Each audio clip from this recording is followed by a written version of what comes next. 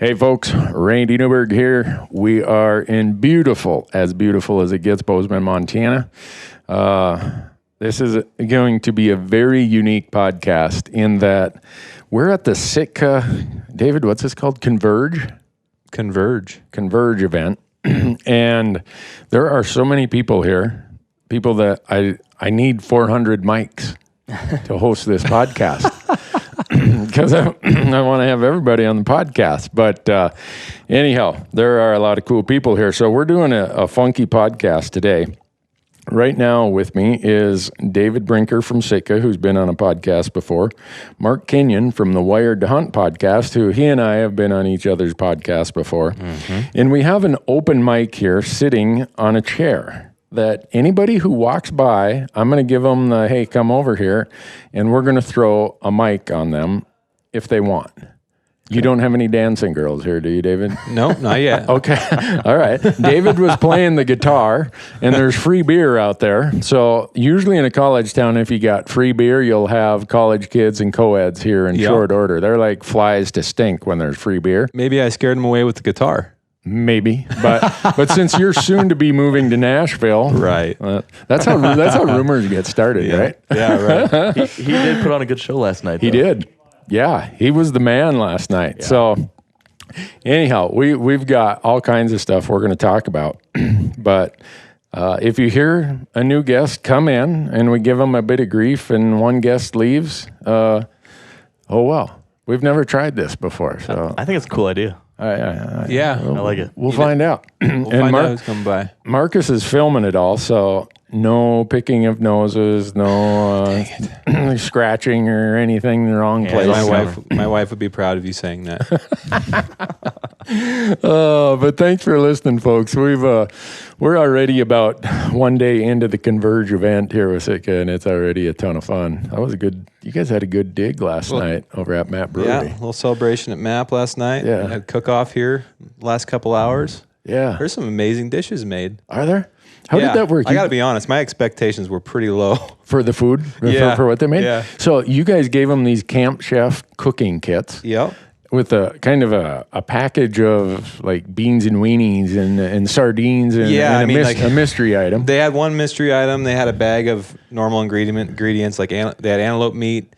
They had Mountain House pasta primavera. They had Cholula sauce, just random stuff. And they had to cook a meal out of it. Red peppers, and they had 30 minutes to prepare a meal, present it well, have it taste good, and clean up.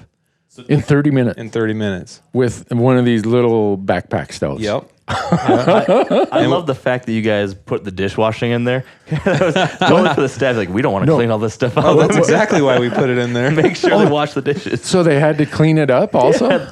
Yeah. David specifically said, and to be qualified, you need to do your dishes. Yeah. I thought that was genius. It's just like when we really go hunting, Randy, right? I don't like doing dishes. Well, yeah. The sure way to get thrown out of my hunting camp is you show up, you cook something, and you go to bed, and you leave the plate or the pan for me to clean up the next morning before I got to head out to camp. Oh, man. I'll remember that. Yeah. I'll remember that. Don't do that. It's a good way to find a rattlesnake or something in your tent. But anyhow, Leupold's Hunt Talk Radio is brought to you. The title sponsor is Leupold. As great of a supporter. They're here. They are here. They are one of your supporters of the Converge event, aren't they, David? They are. Yeah. They are. They brought some cool new Optifade binoculars they're going to be launching. Yeah. Showing off to the world. So what's the deal here? You got to use a pair of Optifade binoculars when we were out bear hunting, and I didn't. I got like the old vanilla Jane You just got to know the right people, man. Obviously, I don't. Gosh, all right. I showed up on the burial and I set my binos on the tripod and this.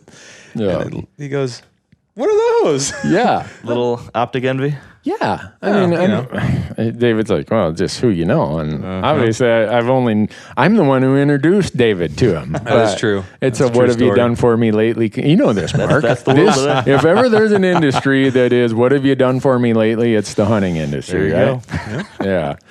So thanks to Leupold for making this possible. The great folks at Onyx Maps. We're only about 300 yards from their satellite office here in Bozeman, and I can't say it. I wish they would let me start talking about this project we've been working on with them. But anyone who's watched my e-scouting series on YouTube, you're going to be able to do. I can't say it. You can't do this to us, though. I can't say it. So sometime in another month or so, you will be able to go out to onxmaps.com, and if you use promo code Randy, you're going to get a 20% discount on all of their app products. And they have an upgrade coming on the app product that all of you are going to love, but anyone who hunts some of the places I hunt is going to hate me. I'm going to have to go in the Federal Witness Protection Program. So I'll just leave it at that. All right. But thanks to them for making this possible. Orion Coolers, another great sponsor of our podcast, make just amazing coolers. Beautiful hot days like this make you appreciate a really good cooler. And I'm taking my wife walleye fishing for a week next week. Which she loves. She loves. And your Orion cooler gets a pretty good workout when you're sitting out on Fort Peck bobbing around and it's 90 degrees and you want something cold to drink and you want to keep your fish cool. And if you use promo code Randy, see how we're making this easy. I mean, if you can't spell Randy, then I guess you don't get in on all the promo codes, but that's what we're doing right now. I think you got bigger problems than missing out on promo codes. Yeah, if you can't spell Randy, go to orioncoolers.com, use promo code Randy, and they're going to give you this really cool tumbler that they have.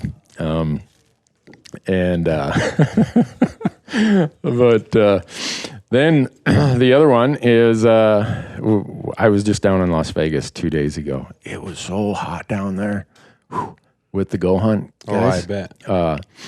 GoHunt.com, they have their insider where if you sign up and use, again, promo code Randy, you're going to get $50 of free gear shop credit. In other words, not just some sort of funky point.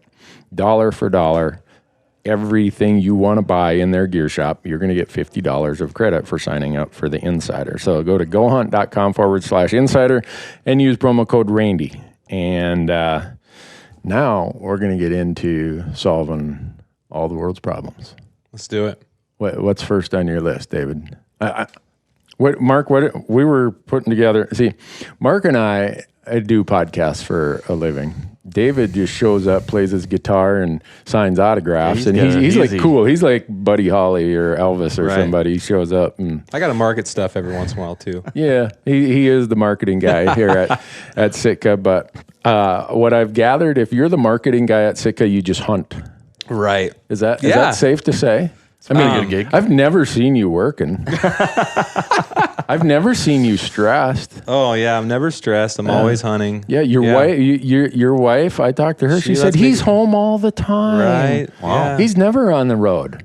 I get to hunt a lot, but definitely spend more time right here. Yeah. Isn't it funny how all these outdoor industry jobs are what people think we do compared to what we do?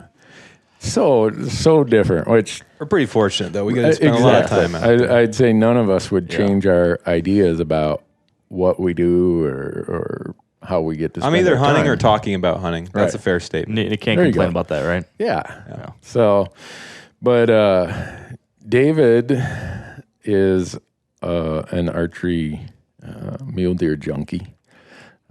He went on a Nevada hunt with me one time, him and Jeff Sposito. And my liver blew up on me when we got up in the Ruby Mountains in Nevada, and you guys just about had to life flight me out of there. And David and Jeff got to carry the episode. I just laid in camp. And, well, I don't know if we carried it. We didn't carry much besides our own stuff. No meat. No, but at that point, I learned that David's pretty serious about mule deer. And this year, you are going mule deer hunting in Oregon. How many years have you been applying for that tag? Combined with the gentleman I put in with, we burnt 30 points. So 30 points for 2 tags. Yeah. Wow. Yeah. So holy smokes. We've been waiting a while, and it's by no means the most sought out unit in Oregon, but my dad's first memory of life is following my grandpa around there in the 60s. When my grandpa had a back quiver full of arrows and his recurve bow with his buddies walking out through the sagebrush shooting at mule deer. Yeah. My dad just remembers giant velvet mule deer bucks standing up out of the sagebrush. And so ever since I was a kid, I've been going to this same spot, and I had the antelope tag in 04, which is one of the most sought out antelope tags out there. And I don't, have lifelong bow hunting goals, but one, and my only one is to take a sheep, a mule deer, and an antelope with my bow off that mountain before I die. Yeah. And I'm not exactly sure how I'm ever going to draw the sheep tag, but it does happen. In fact, Adam Weatherby just drew it. Not the same one, but that general area. There's only one of them.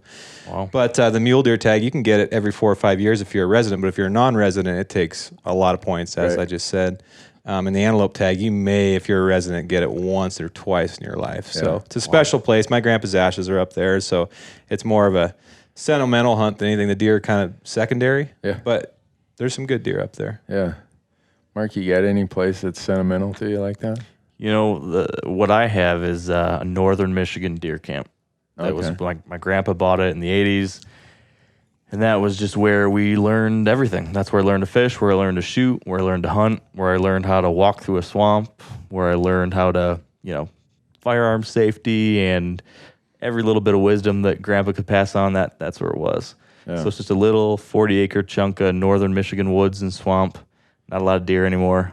But every time I go up there, it's just you are surrounded by memories and special place. Yeah. Huh. I think everybody probably has one of those places, whether it's fishing, whether it's hunting, whether it's just every summer, this is where we took our summer vacation or whatever.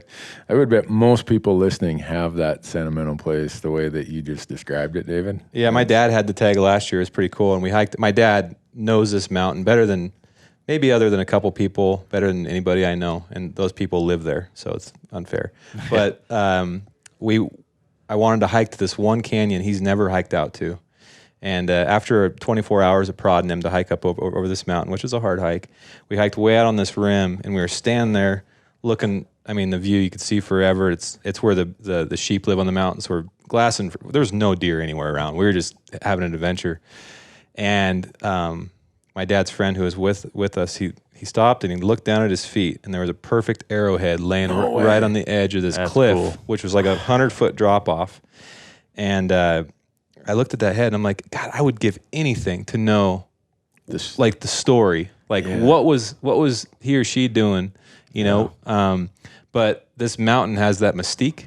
There's a lot of Native American history there, and there's petroglyphs and all kinds of cool stuff. So that also adds to making it special. Oh, yeah. The success rate was like 7% last year. It's not. You don't go there for the success rate. There's better places to go. Yeah. Well, anyone who hasn't hunted Northwest Nevada, Southeast Oregon, or Southwest Idaho owes it to themselves to go do it. Totally agree. I was so lucky to draw a Sheldon antelope tag, which is just right across just the board. south of where I'm at. You can see the mountain from where I was antelope hunting.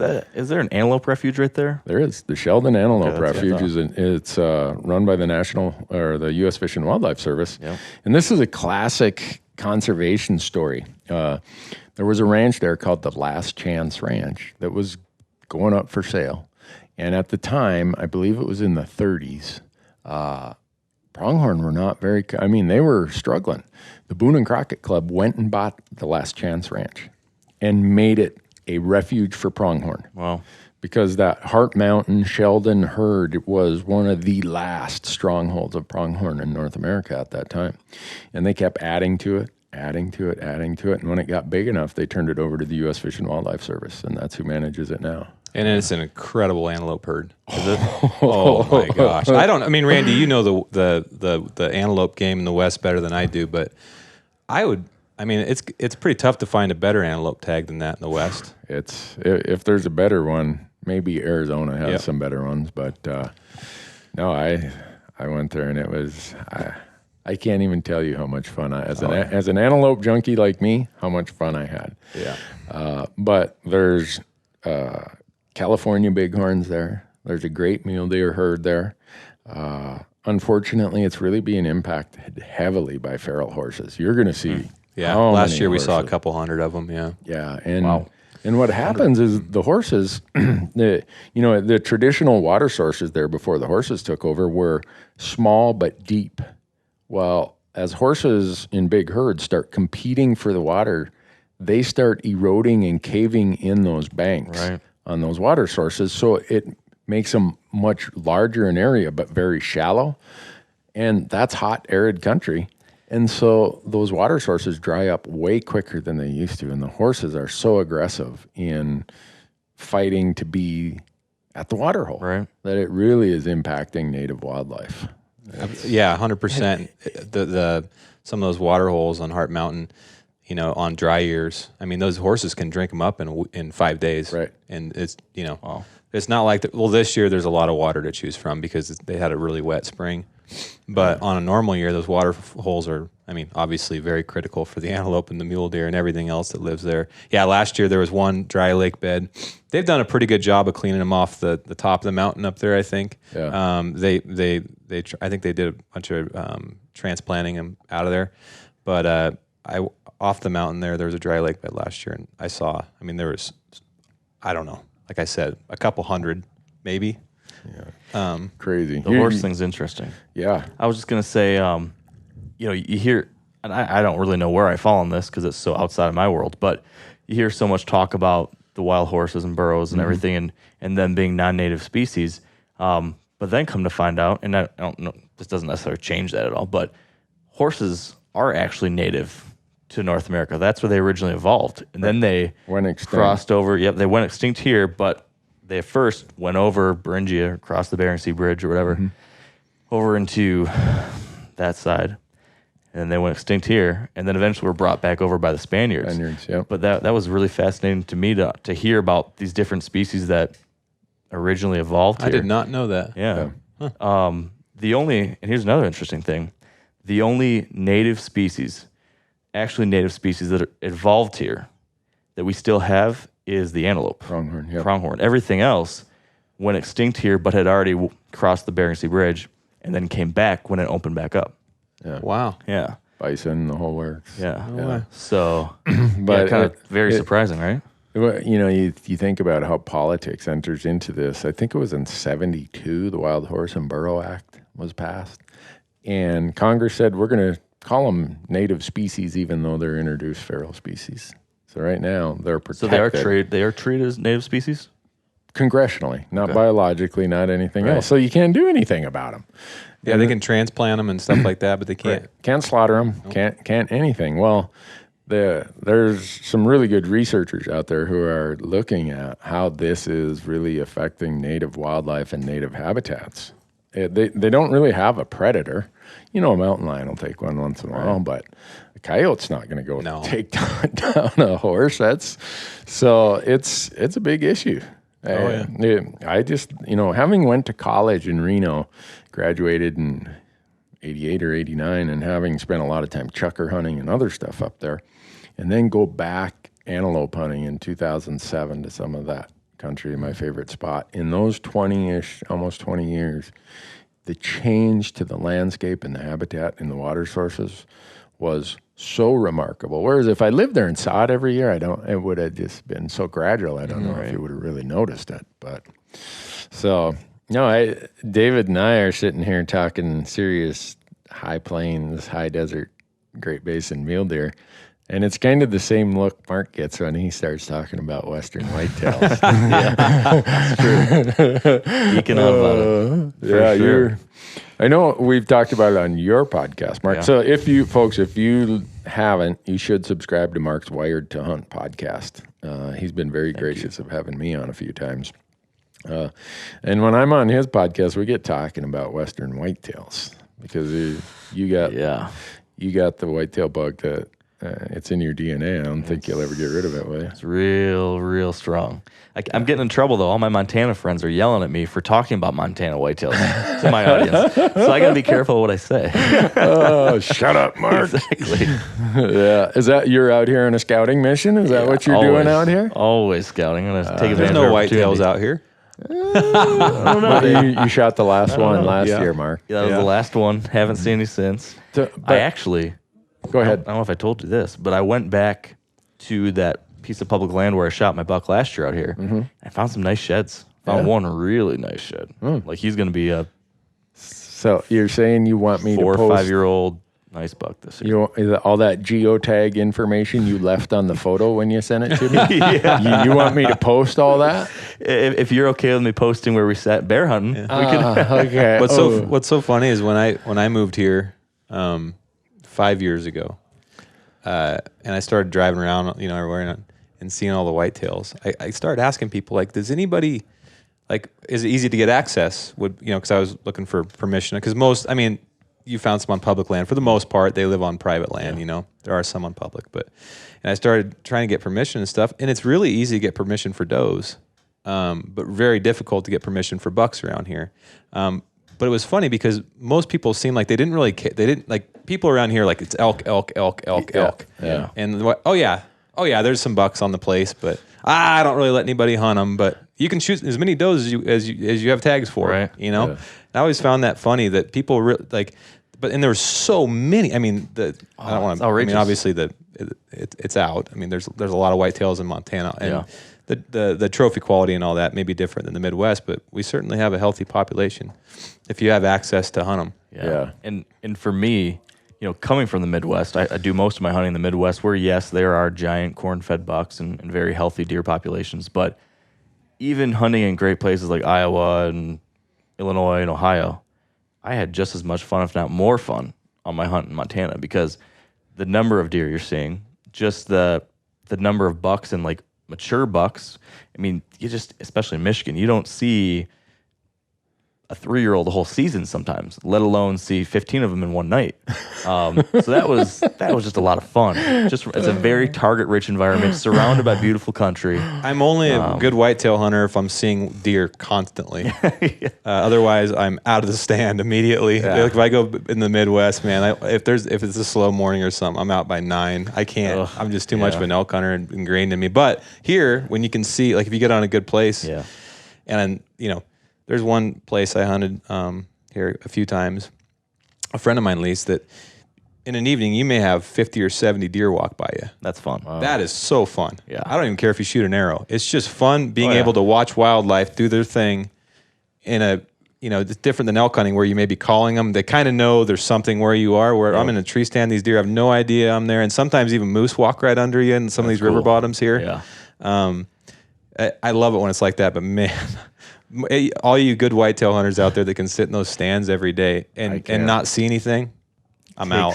Takes a lot of patience, that's for sure. It just, I think you're either wired for it or you're not, and I never got that wiring. Me neither. A ground blind, I love to chase antelope, and people are like, well, you must use ground blinds. I would rather spot and stalk and know I won't shoot one all season than to spend a half hour in a ground blind and somebody assure me that I'm going to kill one. Right. No thanks. Same thing with elk. If I don't hear a bugle in a canyon in the first hour I'm in it, I'm usually going to the next one. There could be 100 elk in it, but if they're not talking, I'm like, I'm out of here. So you're not sitting on any wallows for full days, are you? I've tried sitting on a wallow once for like 10 minutes. 10 minutes. You really put in a good long try. Actually, I was on a hunt with you when I tried it. Right. I take that back. I did make it longer but it was only because there was bulls bugling all around me. It was the one night I went off by myself, Randy, a few years ago when we hunted together. There was probably, I don't know. Most people would probably think I'm crazy if I told them how many bulls were bugling around me. But a lot. Maybe, I don't know, 30, but all the way around me. No. So that was the only night I made it any amount of time around a wallow, because I literally couldn't leave because there was bulls everywhere around me.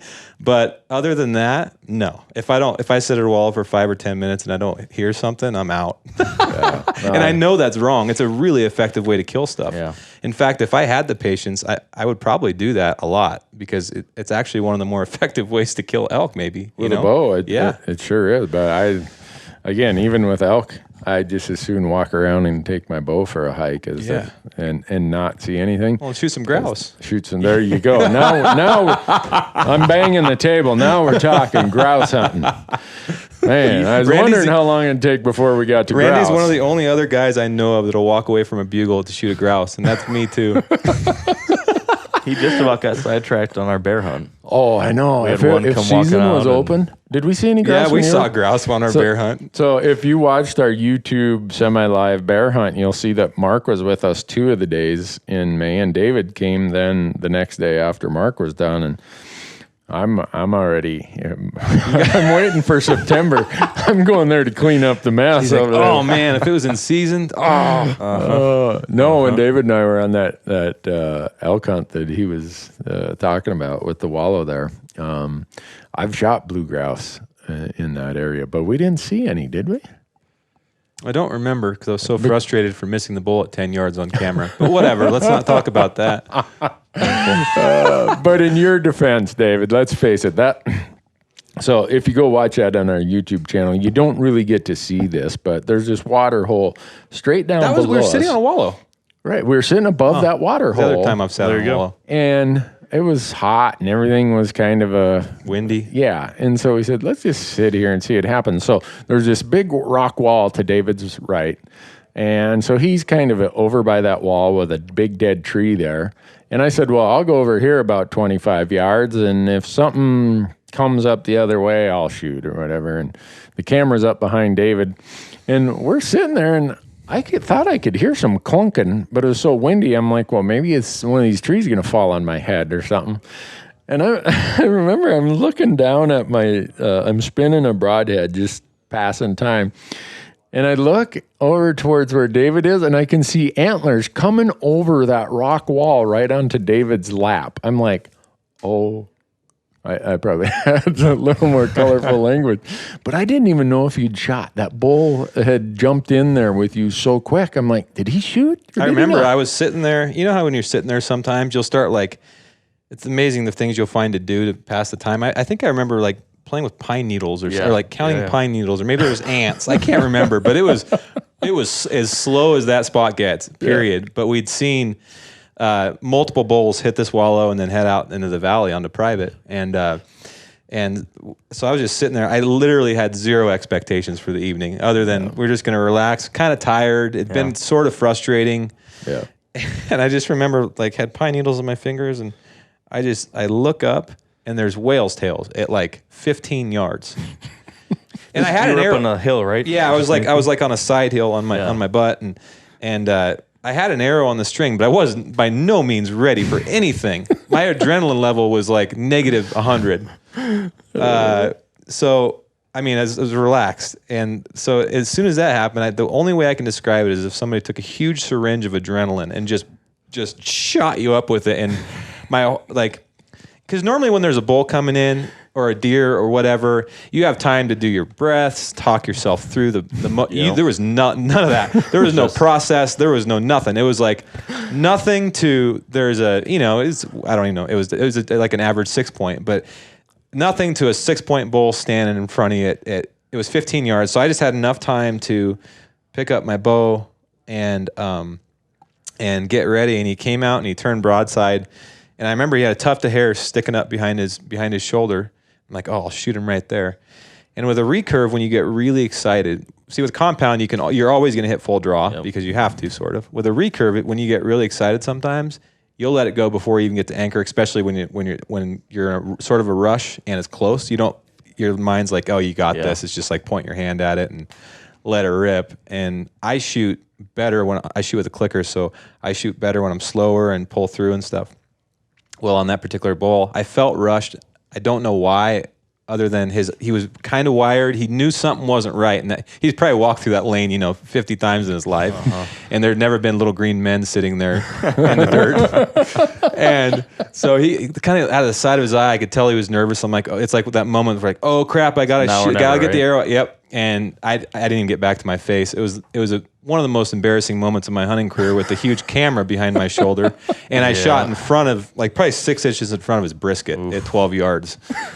So that was a pretty humbling moment for me. Learning experience. Yeah, and then I think a couple weeks later, I killed an elk at 35 yards right behind the shoulder. Yeah. So you just never know what's going to happen. But that was just one of those moments. In fact, I've had people walk up to me at shows and he goes, "Oh yeah, you're David Brinker who works for Sitka. It's like, you're the guy that was on Randy's show that whiffed that bull at 12 yards. It's like, Kicking you when you're down. Yeah, that was me, but I do other stuff too. You know? Well, that shows, David, that us and our partners aren't interested in making it up. We're just, it's a hunting story. If you hunt long enough, I mean, you don't even have to hunt very long to fail. I mean, I think most of us fail every time we go out in some regard. But and then that next night was the night I went to by myself to that wallow. It was probably it's definitely in the top 3 evenings of elk hunting I've ever had in my life. And that was the biggest bull that I've ever seen in my life that night. It was coming to about a 380 bull. Oof. No joke. Pushed his 3 cows. The cows came running to the wallow, like in the 20 yards broadside. You're like, all right, and I had an arrow on the string, and here comes this 380 bull on the skyline. I remember because I had a rangefinder in my pocket. I ranged him. He's 102 yards, and he stood there and he just growling, and he watched his cows. They drank out of the wallow, and he never came down. Whoa. He never came down. I'm like, what are the chances of that? But that was an incredible hunt. Yeah. That was the night we didn't send the camera with you because me and Brad said, you know what? We've imposed on this guy long enough. Well, and I was still pretty torn up from the 12-yard whiff. I'm like, can I go out by myself and just, contemplate life? Yeah. So David said, you go sit where I was last night, and I'm going to go somewhere else. I'm like, I get that. It's the last night. Yeah, let's do that. But the wind was blowing even harder that day. It was. It was like crazy. But it was. But and Mark is probably like this with those big Midwest whitetails too. But there is something about bull elk that will make grown humans act, respond, and behave in ways that you just could never expect. It's very difficult to control. This is making me feel really bad because for the first time in the last 4 years, this is the first fall I'm not planning on going elk hunting.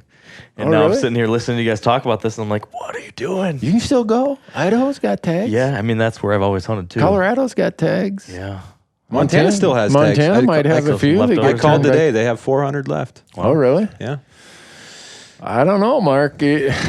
Of course, I know where you're going to be in September. You're going to be over in that spot where you found those sheds this spring. We're going to be between there and then another piece that I'm scouting out. So there's like 8 other guys who know about that spot, though. Yeah. A lot of guys say that you hunt them for long enough that you start to figure out how to work through that stress / adrenaline. And I don't know. I mean, I'm 36, been hunting them my whole life, and I feel like I've almost gotten worse. I call BS on whoever told you that. I feel like I get more excited now than I did when I was 12. Yeah, I'm 52, and I get so excited some days I couldn't shit in a wash tub. When one of those show up, if that ever changes, you don't want to change, right? That's how I want to be. I mean, and people saw it on our YouTube channel. I missed a slam dunk shot on a bear in Alaska last spring. Oh yeah, I saw that. It still bothers me to watch it, but I hurried it, like you were talking about how you hurried it, David, because you thought this opportunity is going to disappear. That bear is sniffing the wind. I'm like, he's going to run. And then when your camera guy, Tyler, who has seen more bears than anyone I know, says, shoot that thing, that's the biggest bear in North America. Hurry up, he's going to get away. No pressure. It does add a bit of adrenaline, but I should know better. Yeah. And I shot right underneath that thing. Yeah. But how far was it? 200 yards. I could make that left-handed, offhand, in the dark. I think I could make that shot 8 out of 10 times. Laying down prone right-handed with no wind, I should make that 200 out of 200 times. I missed. Well, you don't see it on TV a whole lot, but you could do a whole season of television shows and podcasts just about misses, right? Ooh, I mean, that's what we should do. Maybe we're onto something here, Mark.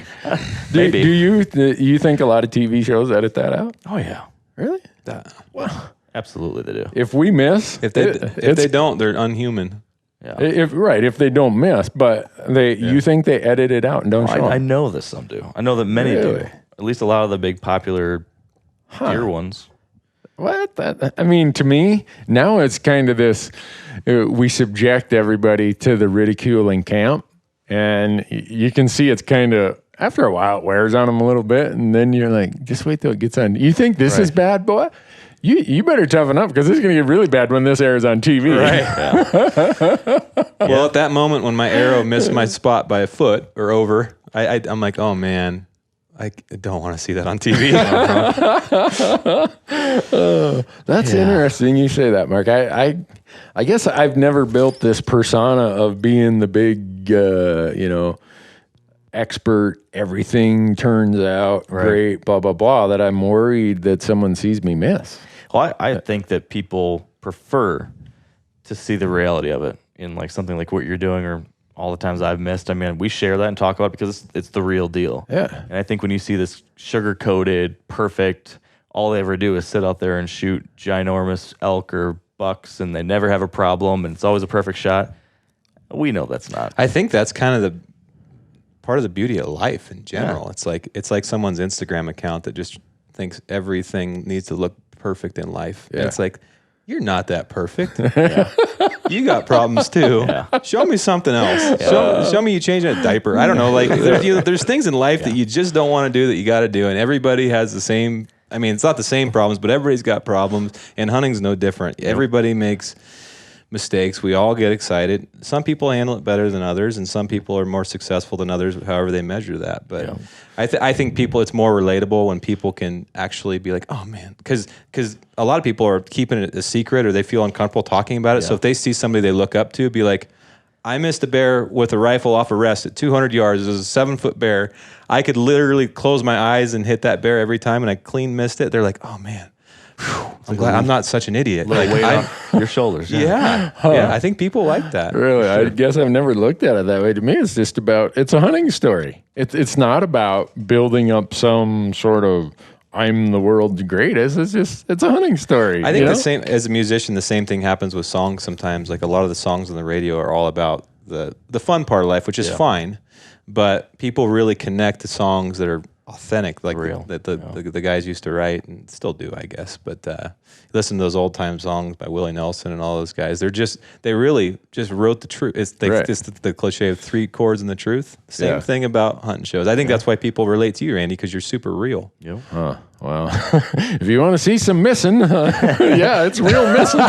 We can do that. You should have me back on. Well, you're going to be on. That's right, I am. So David's going to be on. We're going to be coos deer hunting this year. Mark and I are planning. He's going to teach me how to turkey hunt next spring. The game plan. We're going to Nebraska. You're welcome to come too, David, if you want. How big are turkeys? Are they smaller than elk? Hey, I'm shotgunning them, man. I can do that. I'm gonna poleaxe them. I'm not. Are you gonna use a bow, Mark? I'll use either one. I use both. I could do a shotgun or a bow. Really? I'm not. I'm a shotgun guy. Birds, that's shotgun material. There. I've only shot one turkey and it was with a bow. So. Really? I guess if you guys talked me into it, I'd do it. But now that we're talking about missing, I'm going, as you guys were talking, my mind's going through the hunts I've got this year. I'm like, if we could go to the sports book in Vegas and put odds on, all right, which of these hunts is Newberg going to miss something, or which is he going to miss the best opportunity? What would it be? Oh man. Don't want to think about that. Well, I'm sure I'm going to miss something this year. I hope not. I was on a really good streak. And I was thinking, man, I get this stuff dialed in. And then, every once in a while, hunting humbles you, and it's like, oops. Every time someone tells me that they're like, I haven't missed in 3 years, I'm like, ooh, you should have knocked on wood there, bud.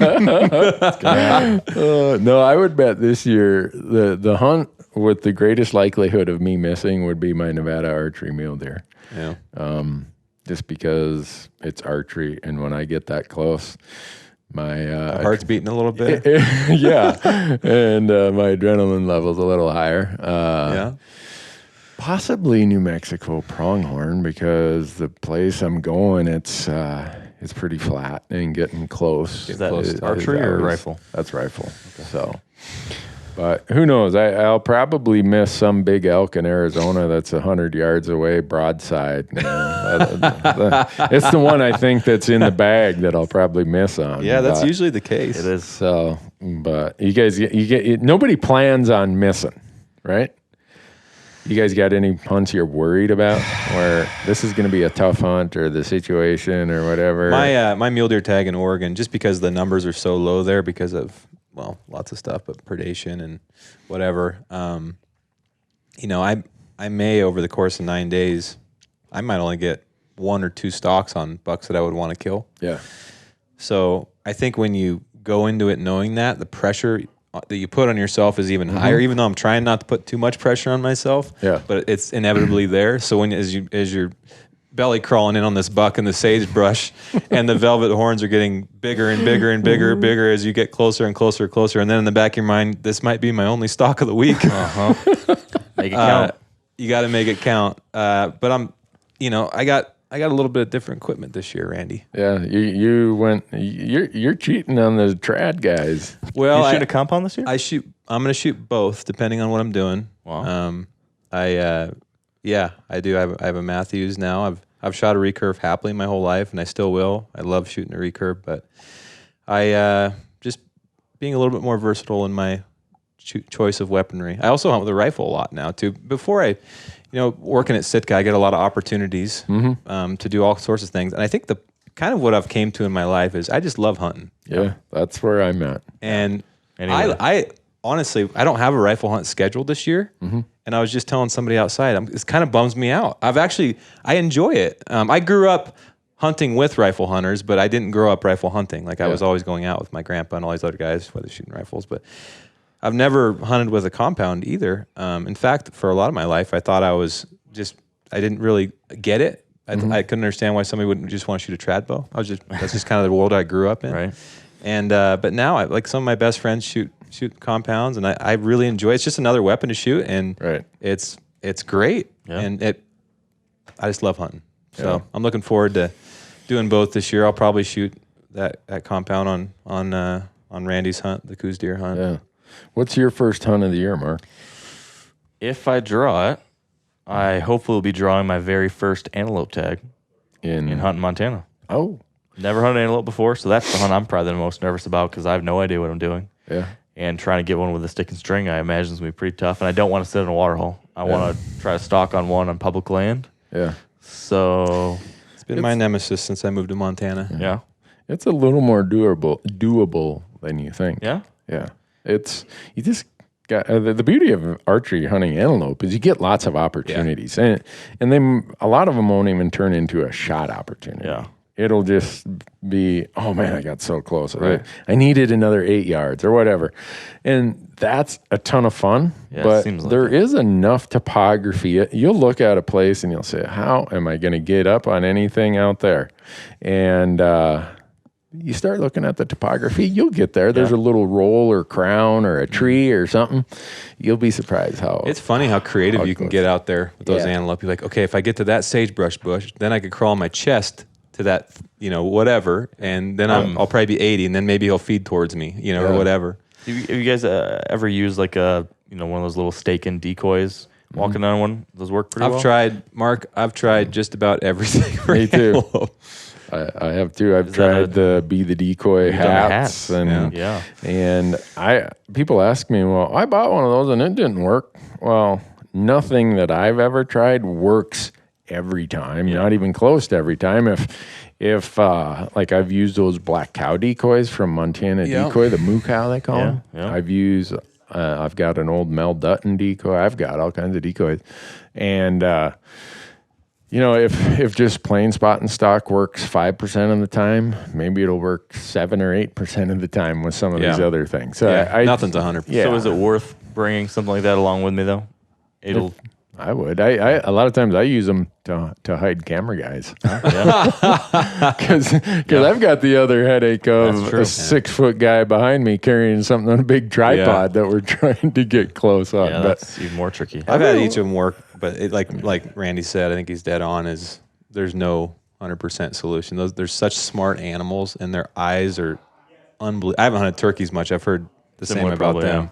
But It's just unbelievable what their eyes can do. Yeah. One of the things I've found with them is I think their depth perception from straight on is not very good, or from straight behind. From the side, I think it's you're just kidding yourself. Yeah. I've had really good luck walking straight at them with them looking right at me. Really? And I just keep going slowly, and This is with a decoy, methodically. or just you just walking? me. Really? Just like trying to hide behind my little Bowtac bow and my quiver here. And I've gotten remarkably close. In fact, there's a hunt in New Mexico one time where I did just that. I just kept following them. It was from behind this time. No, I kept. Have you found you can, like, if you get to that 100-yard mark, though, they'll start blowing at you and stuff? Yeah. Oh, yeah. You'll know they'll start making this wheezing noise. I've blown back at them and had them come closer to check me. I'll get behind a sage bush and I'll be right there and I'll start blowing back at them, and they'll just start, especially the does. They'll start walking towards Curiosity. you, doing this head bob and look, and that'll be a fun first hunt. It'll be I'm really hotter excited, than.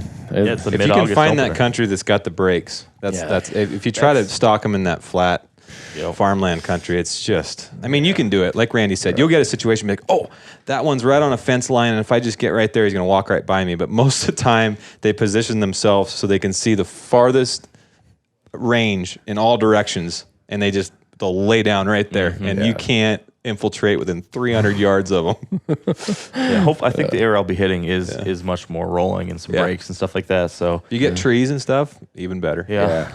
It'll be fun. That'll be cool. Get some whitetail scouting in while I'm doing that. There you go. And then I'm holding out for an older, bigger one this year. So Whitetail? Yeah. Oh, you're looking for the one that shed the antler over there. Yeah, that one, or its big brother, maybe even. Yeah. Oh, Never wow. know. Huh. What's your, is that Oregon mule deer hunt your first hunt this year? Yep. Okay. Yep. It's August 12th, I guess. Yeah. Yep. And then I'll roll back to Montana and have, I guess, about a week or 10 days or so before our archery season opens up here. And then I'm headed down to Idaho around the 11th or 12th of September for an archery elk hunt with some friends. And then I got a hunt with the Gritty Bowmen guys up in Alberta for mule deer in October. I'm pretty excited about that one. Never been up there. I've never hunted in Alberta. Yeah. I never have either. heard it's amazing. David just said the Gritty Bowman guys. Brian is over there in the other room where we got an open seat for him here, but he's too proud to come in here with us. He's talking to Shane Mahoney. I know. Shane's going to get an earful because Shane emailed me and said, yeah, Thursday after lunch, I'll be ready. Well, So I come walking by, and Brian's got him in handcuffs over there tied to the table. they may be in there for another 6 hours. I know. Watch Maybe. out. Well, let's face it, both Brian and Shane have a tendency to be a bit long of wind. So I don't know what we're going to end up doing there, but. What's your first? Oh, yeah, Nevada, August 12th. No, actually, we're doing the Sitka blacktail hunt this year. Oh, that's yeah. right, yeah. We're going to be That up sounds in the awesome. subalpine of Alaska. I am so excited about that. And this is going to give away a few secrets because people are going to say, well, non-residents can only hunt certain areas before August 15th. Yep, that's true. So some of the smart people have already figured that out. But, all right, they must be somewhere in these spots. But Tyler Jonerson, my camera guy, and those of you, we need to do I think we need to do a YouTube clip on Tyler, the modern day He's a wild Jeremiah man. Johnson. He's Jeremiah Johnson, for sure. Well, Tyler's about 6'3", maybe 180 pounds of pure muscle and sinew. And when we were up there last time, the guy we're with, Jim Batesdale, he shows us on the map, well, here's where we're going to land the plane, and we're going to climb up to 1,400 feet elevation, and it's, it'll take about 6 or 8 hours. After Jim leaves, Tyler and I look at the map. That's only a mile. And it's only 1,400 feet elevation. There's no terrain in North America that's going to take us 6 or 8 hours to go a mile and gain 1,400 feet. Well, a little over 6 hours later, and we're still struggling to get... That brushy, huh? Oh, it is beyond... Sounds brutal. You just got to go and experience it to really understand it. To climb from the ocean to the alpine in Alaska without trails, just bushwhacking. some who are listening who've done it are probably laughing, saying, "Oh yeah, I've done that. Never doing that again." Well, we're doing it again just because this one little special spot is. Wow. I am so excited to go back. I'm excited for you guys to do and that. even if I don't shoot a buck, I know it's a special place already. Because I bear hunt there a lot, and I see this spot when I'm bear hunting. And it's just something remarkable about going. To me, fair chase in some respects. Keith Balford at Boone and Crockett Club he and I were talking about this, about what really is fair chase and all this. And he said, Randy, sometimes fair chase is just exposing yourself to so much headache and exertion just because you want to get someplace where the hand of man has not disrupted the behavior of the species. Yeah. And I never thought about it that way. And he said, that's what you're doing, Randy. That is the epitome of fair chase. Even if, you're going to go up there and shoot them with a rifle, you're saying, I want to go someplace that's never been logged, that's not, you can't get there by any other means other than a whole lot of sweat. And I never really thought about it. That's a good way to look at it. Yeah, I never thought about it that way. So it's just something I'm really looking forward to because Tyler gets to hunt this year. Right, this year. So Tyler's bringing his bow. Jim's using his old Hawken handmade round ball. I think he shot it out. It started as a 50 or 54 caliber. He shot it so many times he had to get it rebarreled at a 58 caliber. Wow. Yeah. Wow. And so he's going to shoot his Hawken, and then I'm going to shoot a rifle. Okay. And I don't have any wild and crazy expectations because last time I did that, I'd never been Sitka blacktail hunting, and it was awesome. Hold on, guys. We have visitors. Oh, we got Come on, Brian come on Call, in, Brian. the Gritty We're roping. Bowmen. The Gritty Bowmen has Mr. arrived. Gritty is here. We have been making so much fun of you, mister. It's true. What the hell? You told me when you got to Bozeman, you were going to let me know. I know. I was going to, but But what? there's a lot. Here's my excuse. You ready for this? Yeah, I can't even imagine. My excuse goes like this. So I had girls camp, and I was teaching the girls how to shoot bows for archery. It was a very Christian and outgoing and caring thing I did. And we can't give them a hard time. That was Tuesday, Wednesday. Yeah. And and this whole trip's kind of a little bit last minute. So, but I made it, and here I am. That's a really nice excuse, Brian. Yeah, I was going to say. Now the truth. I tried. Now the truth. You came up here to drink beer and fish, and you thought you'd fly under the radar without me knowing you were in town. No. I called Snyder and said, "Hey, I heard that Brian is in town. What's up?" And he made up some excuse. Did he? He told me you were in Canada. Is that what you told him? You're lying to me now. I am not. Well, Aaron's a good friend, so he probably did lie to you. Try to cover for you. Maybe. Yeah, no. All right, Scout's folks. honor. Just joining us. We told you we had no idea who was going to walk in here, but Brian Call from the Gritty Bowmen. If you don't subscribe and listen to their podcast, you better, because it's usually funny as all get out. They solve more of the world's problems than I've ever been able to solve. And I think we know a lot. Yeah? No. Really? So You're like the wise guy. Did you hear me making fun of you about 3 podcasts ago? I heard you being very kind like a to no. us on the Hush podcast. Yeah. Well, you guys are in this, you're scaring people off, man. I'm 52. I drive a desk for a living.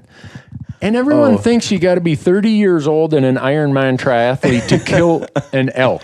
No, we try to make that very clear. No, you don't. You guys you are posting all these Instagram things about Working out. Come and do the Gritty hike, and they go from Colorado Springs to Pikes Peak in an hour with 80-pound packs. We do have a crew. So we're making fun of you guys. Don't get upset with this, but we are doing a bunch of YouTube stuff this year about how Randy works out, and you're going to crack be up trips when to he's- Dairy Queen. That's 100% going to be part of just it. We're going to Lift leave an my ice cream cone. CPA firm. We're going to drive down to Kirk Hill here where I do my hiking, and we're going to make a little walk, and then we're going to Dairy Queen. And then at the end of the year, we're going to see who shot the most elk. I can't believe you're 52. I thought you were like 40. I am older than 39? Methuselah's grandmother. I am old, buddy.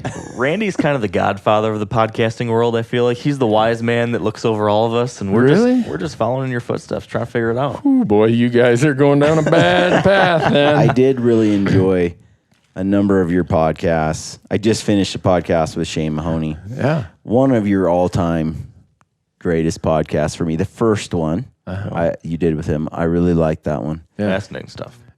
But Shane can make any podcast good. He'll even make yours good. I know. I tell you, that is the least amount of talking I've ever done on a podcast. Yeah. We were just saying that, didn't we? We were looking in there and we're like, you know what? With Shane and Brian both having a headset on, there's a lot of wind circulating in there.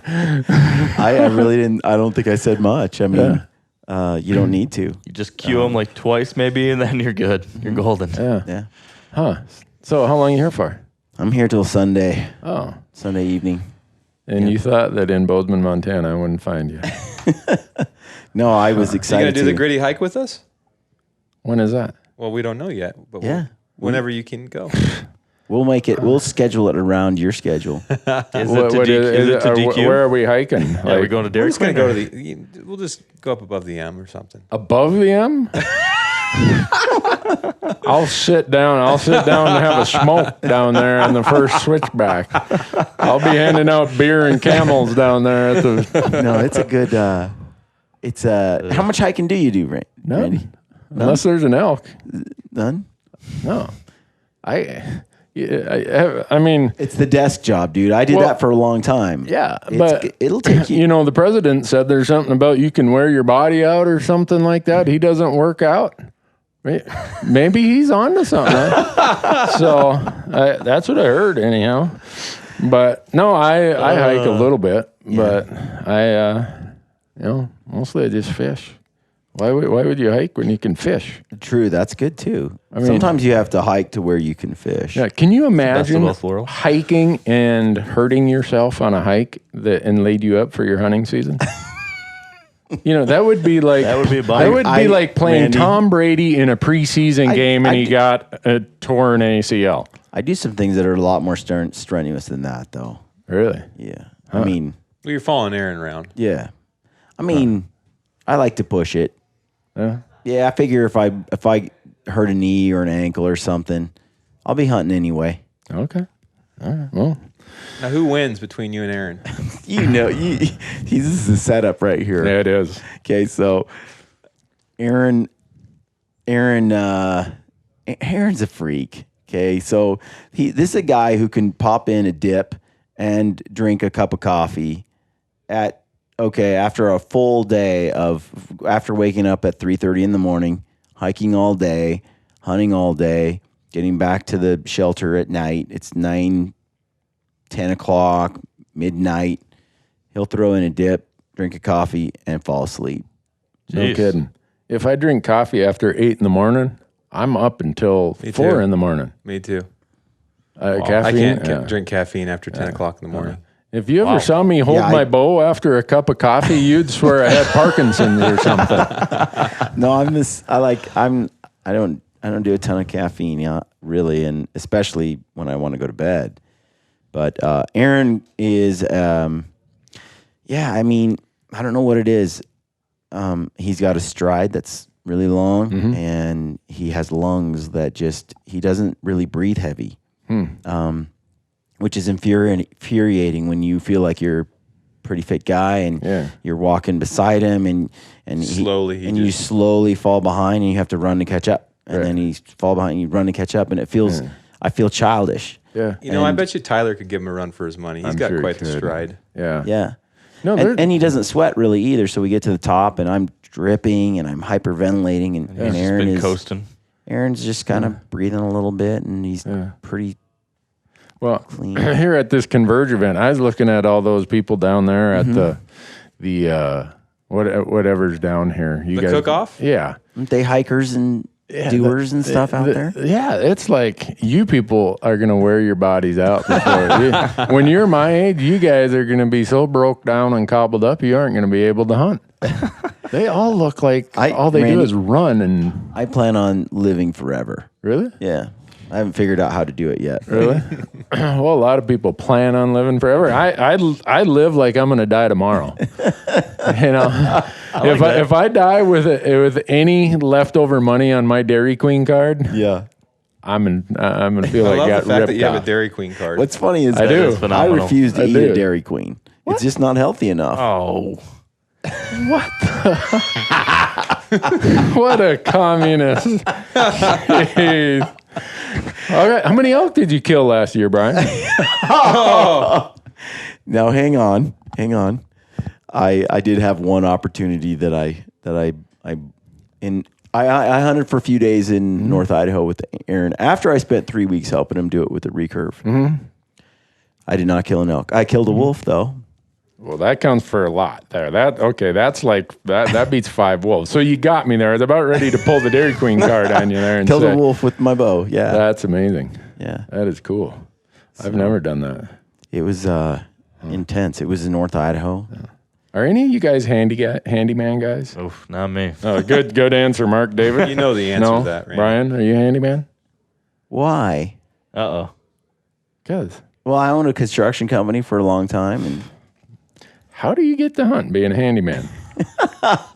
because when we moved, so before I did construction, but after that I graduated from college, did the whole degree in the accounting and information systems and IT and all that. But after that, when I started Gritty Bowmen, we sold the house, Moved to found Colorado. a place that's all done. Right. I didn't. Cool, there you go. I don't want a house There that you needs go. like we're gonna knock this wall out and then we're gonna do this. Heck, no. I bought a house that was just. Actually, I didn't buy it. I rent a house that's just Yeah. there. Yeah. And when something goes wrong, you know what I do? Call the landlord.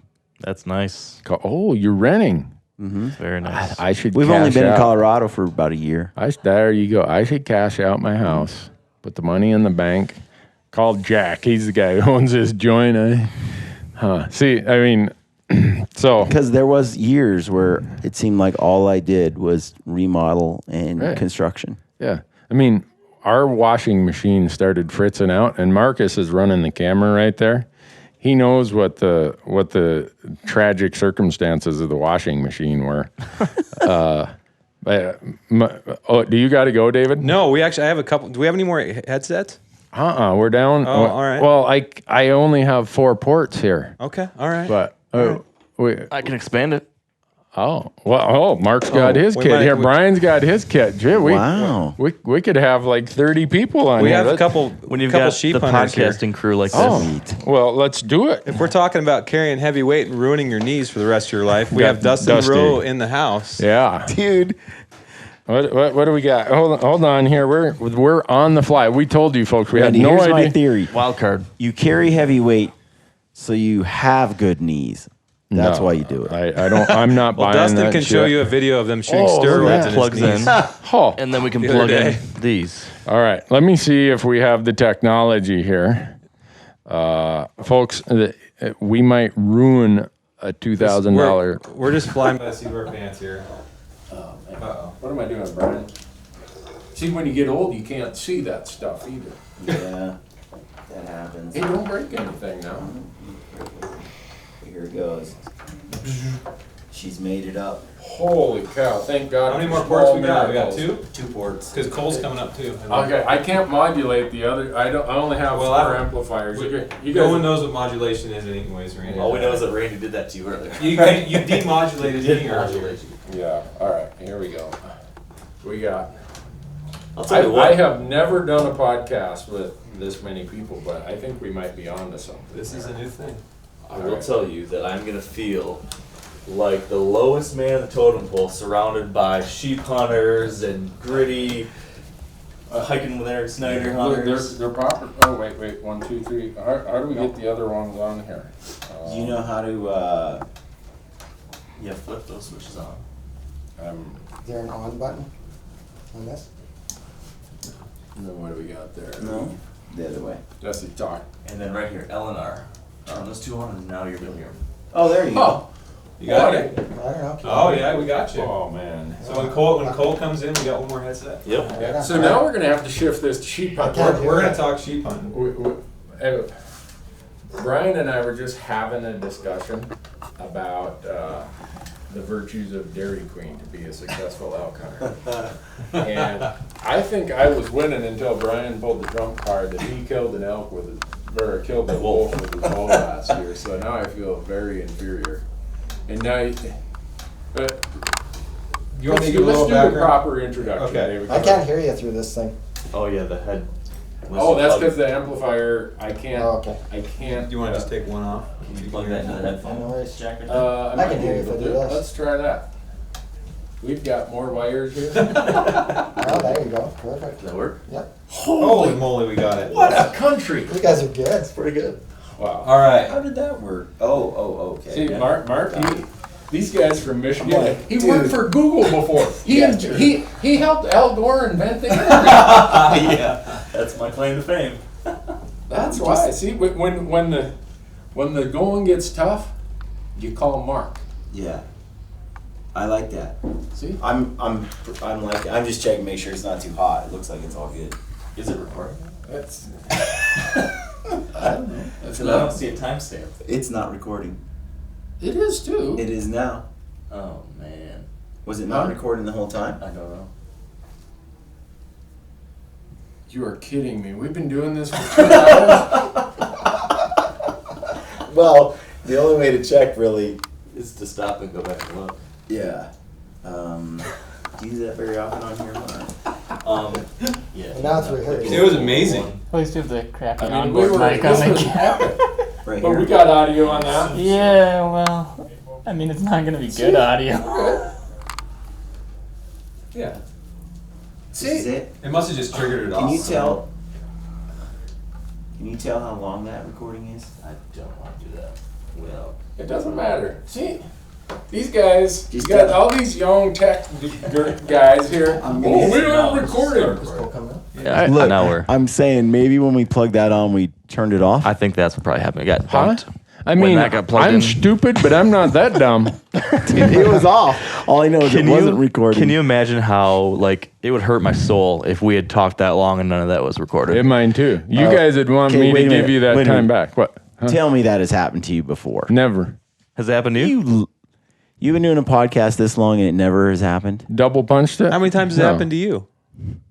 Oh wow. No, you know what has happened though? The media card got filled one time. I had Shane and Keith Balford on. And You could fill Keith several. Keith is looking at my recording device here. I thought maybe there was a mosquito on it or something. He's looking at it.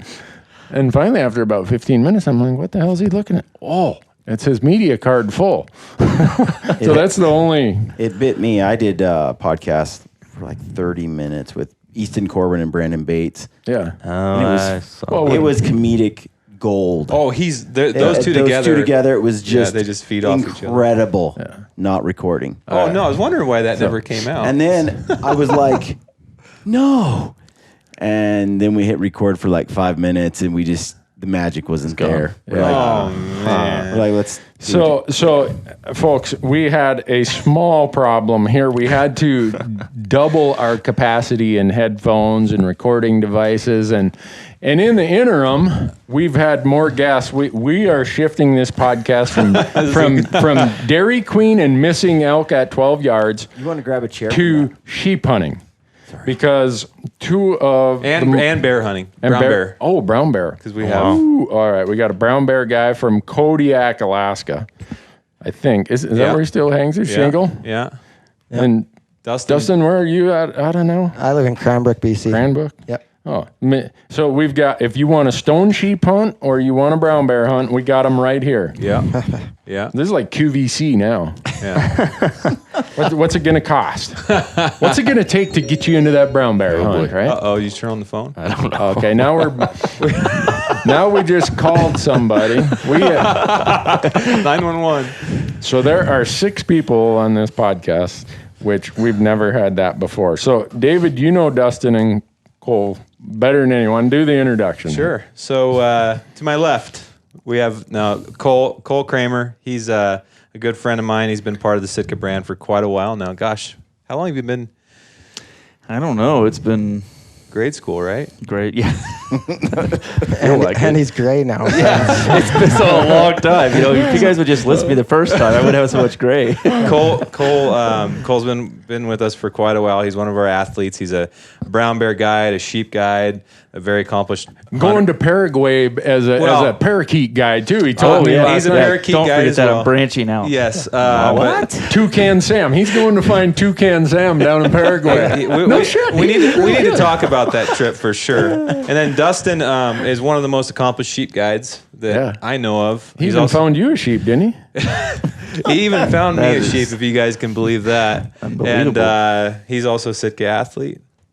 Yeah, thanks. Well, thanks, guys. He can carry more weight than he reminds me of an ant. Like his backpack is like towers like 10 feet over the top of his head, and he's like 50 yards ahead of you. I'm like, Dustin, that's heavier than you are. He's like, but he does got to get cortisone shots in his knees now because he. Ooh, really? No, I just got a PRP injection, and what they do is they take some blood out of your arm and spin it, take the white blood cells apart, and then inject those into your knee to repair some of the damage and lost fluid and stuff. So Holy cow. yeah, I just got that done day before yesterday, and feels pretty good.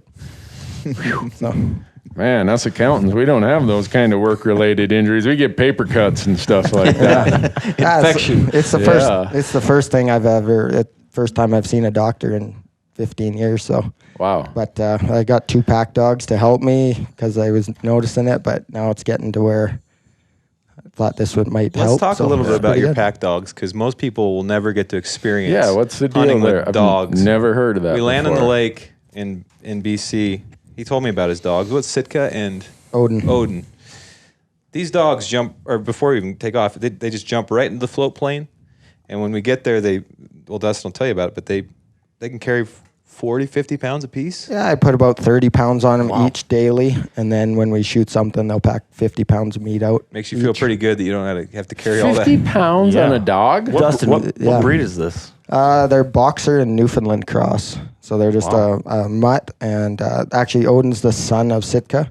I have the mother of the pup too, and bred them and kept Odin as. So now I have 2 pack dogs, and my wife's got a house dog. So we got a house full of dogs, but I take them all fall with me, and they go on every hunt, whether I'm hunting elk or bears or sheep or anything. And on the stalks. They always come. Really? They come on the Really? stalks. Sitka's been on 14 bow kill sheep with me, so they're pretty good. I packed with dogs too, but we'd leave them back at camp. Yeah. Oh, it's really impressive though. I haven't been there, but just to listen to his stories and see the videos of like a guy right there getting ready to shoot, and they shoot the sheep, and they zoom out, and here's the dog just sitting there. Doesn't spook the sheep? doesn't move. Well, you It say it's knows. only It just spooked one knows sheep, not right? to Yeah. move. Yeah, Doesn't make any but sounds. Typically, Wow. here's just a photo here. I'll show you, Randy, of their packs. Kind of gives you an idea of the size of what their bags are. They're custom made. Wow. And So you had them pretty awesome. custom made? Yeah. Yeah. These guys hooked me up with some material, and I had a local lady build it to what I wanted. I took the best of what I could find, and then did a bunch of modifications. And So you didn't find anything on the market that you liked no, as well? no, there's nothing out there that cool. has a big enough bag that That's amazing. for my needs. So So what do you do for food? Because like if you bring a goat, they can just eat whatever they want, but they a dog. pack their food. they? Yeah. So I take like a gallon Ziploc. We'll do 1 dog for 5 days. Oh, wow. So each dog for a 10-day hunt, they need 2. And so I can put that in there and still pack a ton of stuff. And that's why I wanted these big bags. Like, a 3-man Hillyberg tent will fit in the side of one of these. Like, they're a fairly big bag. What So- percentage of, you said 30 pounds? Yeah, 30 pounds is kind of what I put every day. They'll pack more, like, no problem. But And what do they 10-day weigh? hunt, gonna say- they're usually in the fall when they're in good shape, they're around 90 pounds. Okay, so a third of their body weight. Yeah. So, Wow. and they're like, you grab their pack, they're wanting it on. Like, they love it. So, Is there an advantage? Is there? Randy's already making new plans. You know how many dilly bars I could fit in one of those?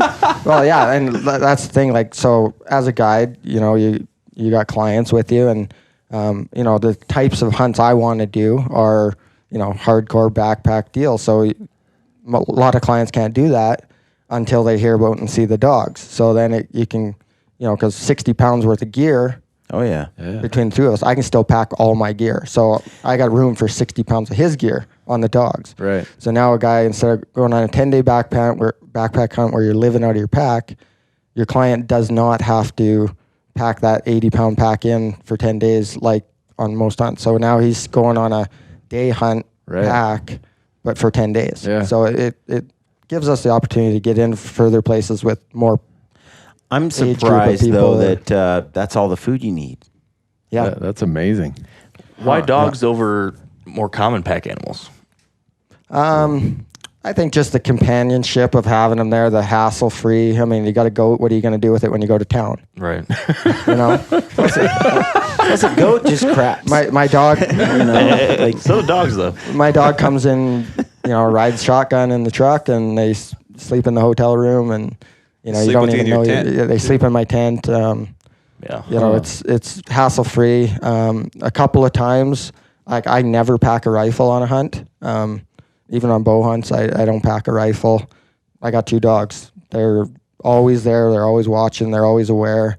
They've actually found sheep for me. To help me sleep better at night in bear country. Exactly. So, you know, if you got, you know, a bear coming into camp at night, the dogs know. They're well aware of it. And That's nice. I've had a few incidences where, you know, pop over a ridge and a bear's right there, and, you know, the dogs are there to protect you. So The night after I killed my sheep with him, I woke up that next morning. We had three rams laying in camp, all the meat, all the heads.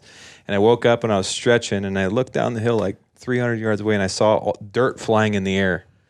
And I'm like, what the heck is that? And I put my binoculars on, and there's a big grizzly digging in a hole, just dirt flying everywhere. And I said, Dustin, there's a grizzly right there. And in Montana, you know, I'm very bear aware. I don't really want to get mauled by one. Yeah. I said, Dustin, there's a grizzly right there. He barely looked at me. He's like, oh, cool.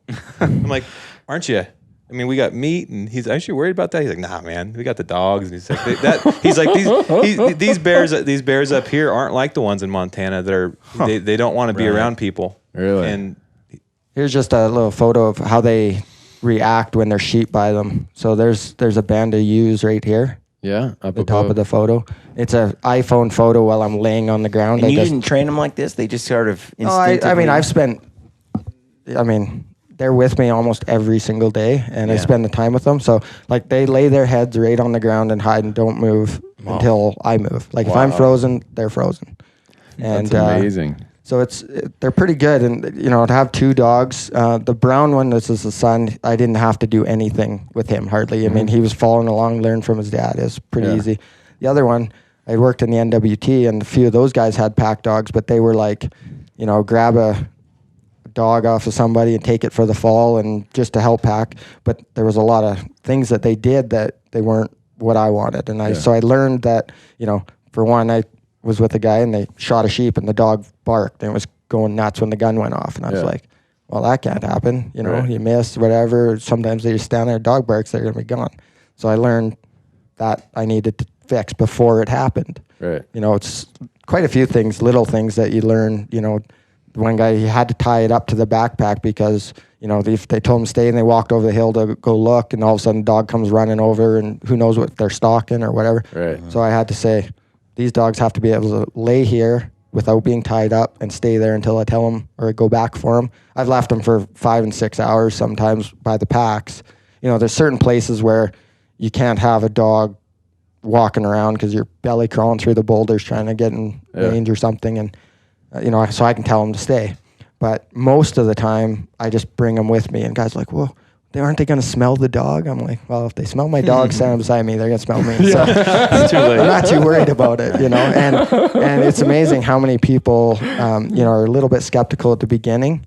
And then the first day when I say, okay, here's all your stuff. And then I go, what don't you want to pack or whatever? And then I grab like all their food, their tent, and throw it on the dog. They're like, oh, these dogs are awesome. You know? And then when they start seeing how they react with animals, whether it's a cow moose or a caribou or whatever coming by, they're like, man, these things are pretty good. And then they're not so worried about it when the stock comes. And I always show pictures and video and stuff just to make sure they're aware. But I've never had a client be unhappy that they were there. So Yeah. Cool. Did you have any particular like breed you had in mind, or is No. just you just grabbed them? I needed a dog that was built to be able to do what I do. And so, that was a factor. And I looked, and I didn't want a purebred that, later on you get hip issues, whatever, with packing weight. So I thought a mixed breed. And these ones just came up I found them on a Kijiji, which is kind of like Craigslist. Yeah. And I went and looked at the mother, and the mother was a boxer, super gentle, friendly. And the father was a Newfoundland, big black hair, long. Right. It was the neighbor's dog jumped the fence and got her. So they were accidents, but so I thought, this could be good, and I couldn't be happier. I mean, they're unbelievable. Wow. So Cole, do you use dogs? No dogs yet. Loser. No dogs. I'm No? sorry. I have nothing fun to tell you about.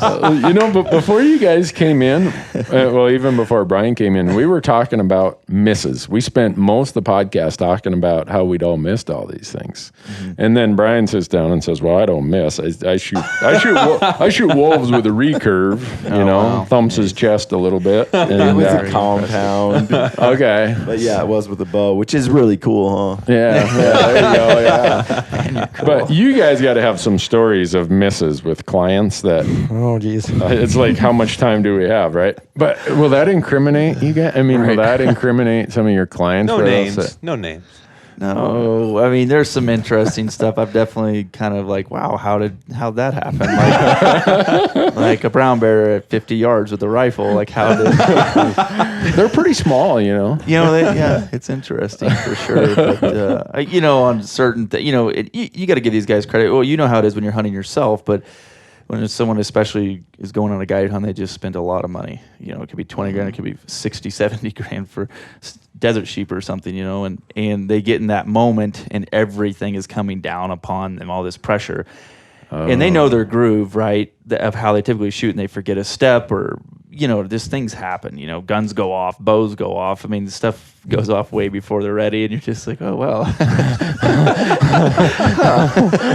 And it's really easy to get shooken up and get upset, but it happens. That's funny that, like, when you think everything's so perfect, no problem, we got this. Well, you'd think that happens, but it doesn't. They always, I had a stone sheep hunter. A ram was coming off a hill on a trail, and we were in between him and another bunch of rams. So I knew where he was going. We cut him off, got in between. I said, when he comes through that creek gully, draw your bow. He'll pop up on the side. It's going to be 12, 14 yards. I'll stop him and shoot him. Yeah. So he draws his bow. Thing comes out of the creek. Thing stops. I'm like, how did you miss? I shot him right behind the shoulder. I aimed right. The thing was straight on, stopped like this. And he thought, for some reason, back from behind the shoulder, and he just shot right down the side of the sheep. Like, he didn't even look. He just aimed back behind the shoulder and shot right into the air. I was like, shot him right behind the shoulder. I'm like, he was straight on. You were supposed to shoot him in the chest. So they just, things happen quick, and they do miss. What do you say? Not that I haven't made some mistakes. So. Yeah. And I just was like, oh, no problem. And actually, some other things happened right after that. The ram busted and ran a bit, and I'm like, shoot him again. And he's like in the middle of going to throw his bow. Oh. And the ram stops at 30 yards. And like, had he just grabbed another arrow, he would have been ready, and things stopped, and he could have shot again. And the way it went, and grabbed the whole other band of rams, and away they went into the mist. Man. And I was like, holy jeez. Well, missing with brown bears probably could carry its dangers with it, wouldn't it? Oh, for the most part, most of these bears we deal with are well behaved, but you occasionally get ones that aren't so well behaved. But they get curious. They want to come over to see what's going on, especially when you have enticed them with calling them or something like that. Because these bears, if they're in the brush and they're bedded up in there, and we need them to come out, especially bow hunting. Like this spring, I had 2 bow hunters, and both the bears we ended up getting were bears that I had. I knew right where they were, or roundabouts in the brush patch, we're 60 yards from them or whatnot. And, now I need to get them out, and because those bears, they have a tolerance to like hearing things or whatnot, but they'll just like open an eye and look around like, oh, what was that? Whatever, it's nothing. But nothing. I mean, I'll if it's something that's gonna hurt me, I'll whatever. I'll get up and get after it. But regardless, but when they're coming in and they think they want to eat it, they can definitely. They can be a little aggressive, but for the most part, when you stick them, they typically run the other way or spin around a little bit. But it always throws a little bit of an interesting deal. And I think as a guide, going back to like talking about misses and everything, we've had these situations happen so many times, or we've had them happen, and you're just like, I can't believe that actually just happened. And so you have it in your backlog of memories. And like I'm straight up just a micromanager on these hunts when it comes to because I don't want this thing to happen again. And the worst one that it happens to are the guys who are the most experienced, because what happens is they're so experienced and they don't want to listen to you, especially if you're some young guy trying to remind them of something they've been hunting for X amount of years. But in the heat of the moment, they forget these little things. And I would much rather just say, like, I had an older gentleman that has done everything, hunted everywhere in the world, and I never in my wildest dreams thought I was going to have to tell him, reload your rifle, shoot again, because he flat out missed the bear.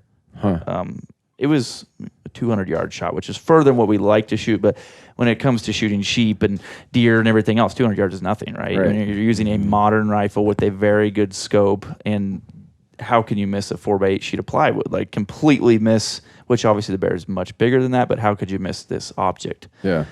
But you do. And regardless, he just turns around and I'm like, reload. What are you doing? And he's like, what do you mean? I'm like, you missed.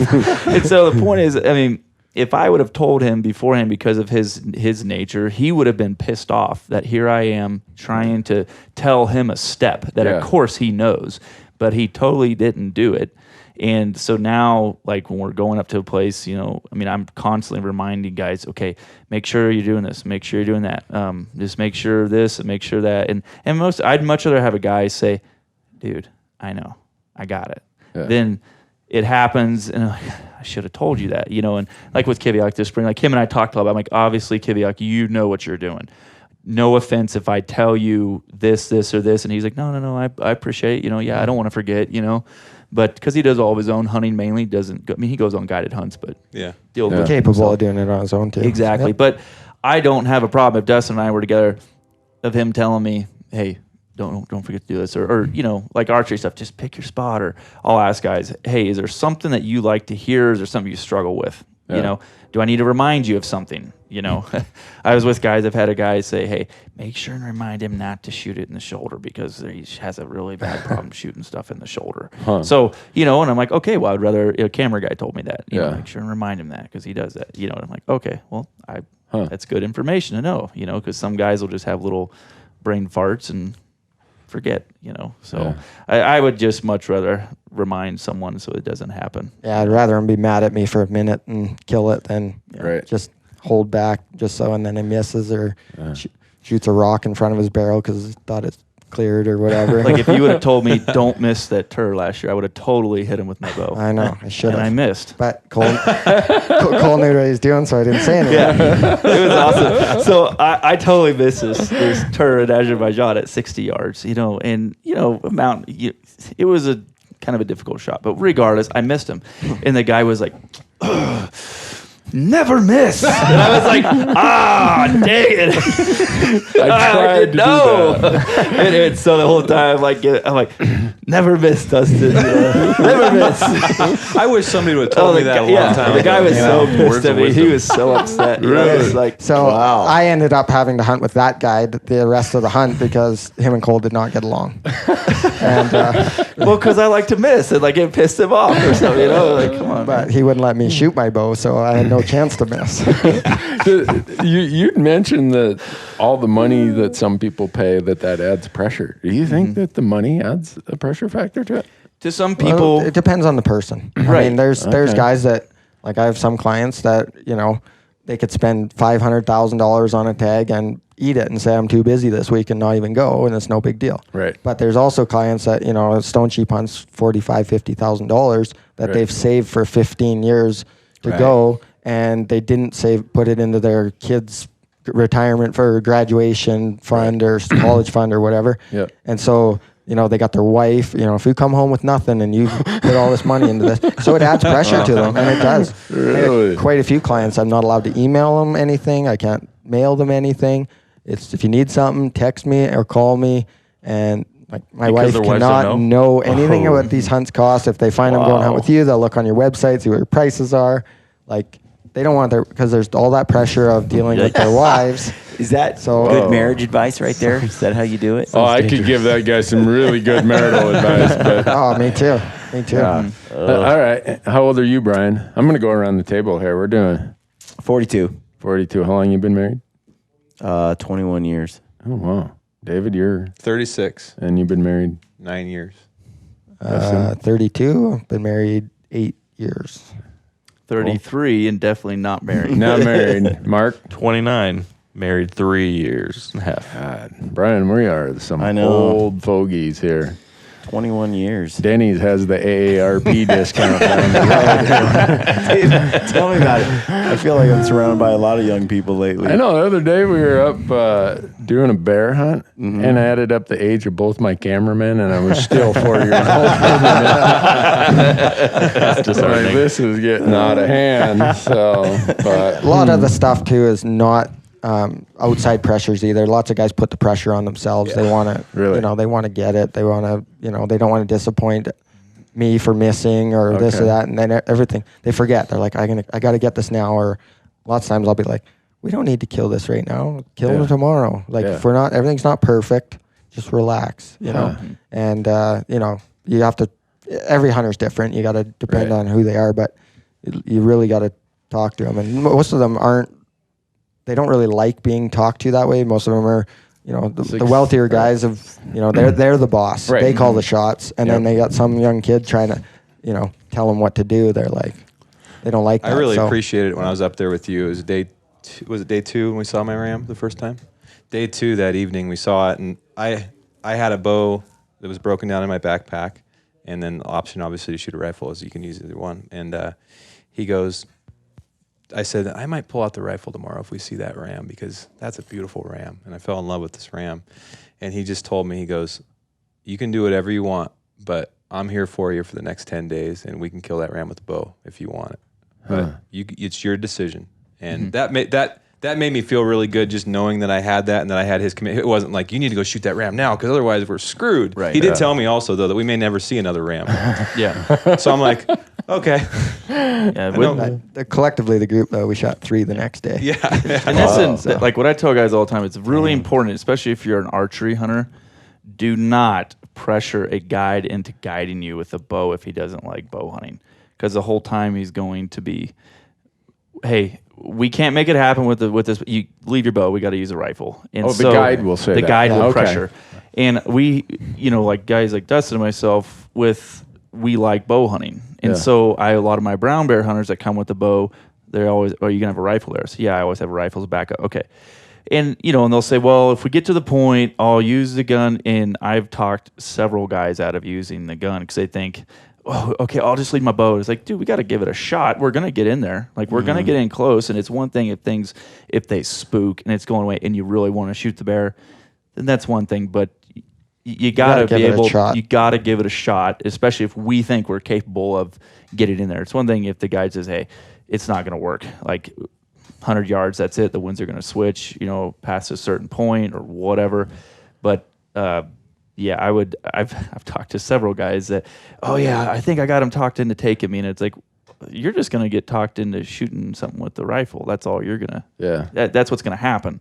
Or your guide's going to shoot it or something like that, so it's just one of those things where you gotta be really careful, with how many archery hunters do you guys, and like, what's the percentage of guys that get it done with a bow versus a rifle in a given year?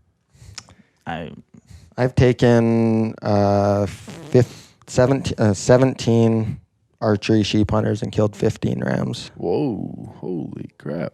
They're better shots than I am then. But I had one stone sheep hunter last year that didn't kill one. We were under 100 yards 6 times on legal rams and didn't fire an arrow. He's coming back this year. And then I had a doll sheep hunter that didn't kill one. And sometimes it doesn't work out. But is there anything like that you do on your end to make sure that they can shoot?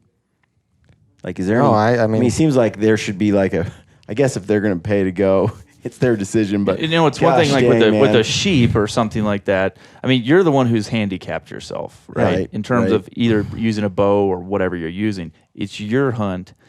The only time that I step in, like brown bears, for instance, you need to have the appropriate setup, the appropriate rifle or the appropriate arrow setup. You know, that's where what other types of hunting. And most of these guys, obviously, if they're dropping that sort of money and coming on a guide hunt, they have some experience, and they've been around the block. They've done some mountain hunts. Yeah, their first big game hunt isn't a brown bear with a bow. So they kind of should know what they're getting into. Right. Or you would assume so. Yeah, right. I would assume. Because it's really interesting. It's funny because a rifle hunter won't show up. If you tell a rifle hunter you're going on a brown bear hunt, or Cape Buffalo, let's just say, and he has a 243, he kind of knows that he's going to switch to a bigger rifle. But it's pretty interesting how many bow hunters don't do that. They want to just stick with that same setup they've always used. Really? For mule deer, whitetail, yeah. whatever. Nope, shoots the best. Well, it doesn't work like that. At least with me, I don't. I've in the past, I just kind of let guys, okay, do whatever. Then I start thinking, yeah, this isn't right. I need to have a heavier setup. Need to have this. Need to have that. And like I tell them, I try to explain, like, listen, I want you to kill this bear with your bow. I don't want something bad to happen to either of us or wound the bear. Let the bear get, the bear runs off. Finish or it with whatever. a rifle. Yeah, we want to kill it. So let's just use what we have to use to do the job, Right. Cole and I talk about it quite a bit too. You're talking about, how good they can shoot or whatever. Mm-hmm. Sometimes it's surprising. Some guys, can shoot a pie plate at 100 yards every single time and then miss a sheep at 25 yards. Yeah. And the guys that you think are like, oh, this guy is making a group like this at 30 yards, and then he pulls one out of who knows where and center punches at 70, and even falling apart on brown bears, or you get guys that you think like they're this big tough guy and no problem, and then they're shaking in their boots and can't even pull their bow back, and then there's guys you're like, this guy's, he's going to be too scared and not be able to, because you talk about getting in on a 10-foot brown bear at 20 yards, and you got to have your shit together. Yeah. So, you for lack of better term. So you do know that some guys that you think this guy's going to fall apart, this is not going to be good, and they are champ. They hold it together and make it happen, and it's pretty surprising. You can't really judge the book by its cover.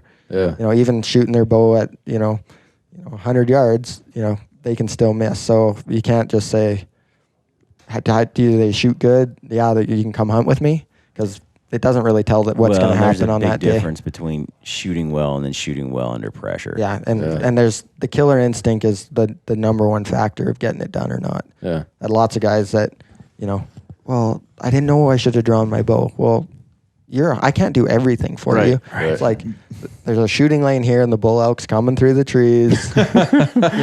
You don't wait till he's ready to shoot and draw your bow. Yeah, he's gone. Sometimes you gotta have a killer instinct a bit, and bears are one of those things where we can tell them when to shoot, but if they're not ready to shoot, then because we're focused on lots of other stuff. Sometimes you're still trying to judge it because it just stepped out of the holders, whatever. So the killer instinct is a big plus. If a guy's got that, then you usually get it done. Yeah. I was lucky enough, my grandfather lived in Alaska, and when he was 82, he said, Randy, I'm not getting any younger. You better get up here if you're going brown bear hunting with me. Because we'd always talked about it, and so that allowed me to use, what is it called, second degree kindred or whatever. Yep. And he put a ton of pressure on me. He said, we either have live bears or dead bears. We don't have any wounded bears. And so I'm with him. He's carrying his oxygen tank, smoking his Pall Mall non-filter, and we're supposed to go and kill a bear. So it was 10 days, and on the 9th day, we finally found one. Because when you go and he signs for you as your second kindred, the warden looks at my grandfather and says, now, Bob, you know the law. You have to be right next to him when he shoots this. And I'm like, Grandpa, that's how we're doing it.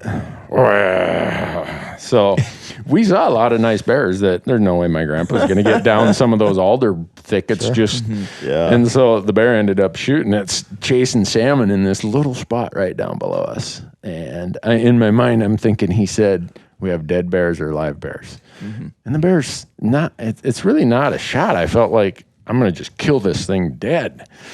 And it ran off. And now I'm like, oh no, my grandma's going to kill me. And all of a sudden, splash, splash, splash. Bear comes back to that salmon, sits down, and now he's broadside on his haunches, kind of eating on it. I'm like, okay, I got this. And I'm above him. And I shot, and the bear just goes, just pancakes, because I clipped the bottom of the spine as I went through. But the pressure I felt, I didn't pay him any money. But he just told me, we got dead bears and we got live bears. We don't have any wounded bears here. That was probably the most pressure I ever felt in a hunt. I don't know. Maybe that's. I just got to tell him, keep shooting. Keep shooting. That's the thing. It was funny because I know Dustin was making fun of me. I'm used to, being on brown bears, reload, keep shooting. Well, my first time going to Mexico with Dustin invited me down there for desert sheep. I've got pressure on me. I mean, I'm taking the pressure on, apparently, that this is a very expensive hunt that I am a part of. And we've got all these guys. It's like our group right here, all these guides wise. And I'm filming it, and the guy goes to shoot, and I'm just like, shoot again, shoot again, shoot again. And I think everyone's kind of like, cameraman. I'm the cameraman. I'm just like, I'm not really a guide or anything. I'm just there. And and he's like, man, Cole, settle down. And I'm like, this is like dead, 60 grand. Don't let this thing get away.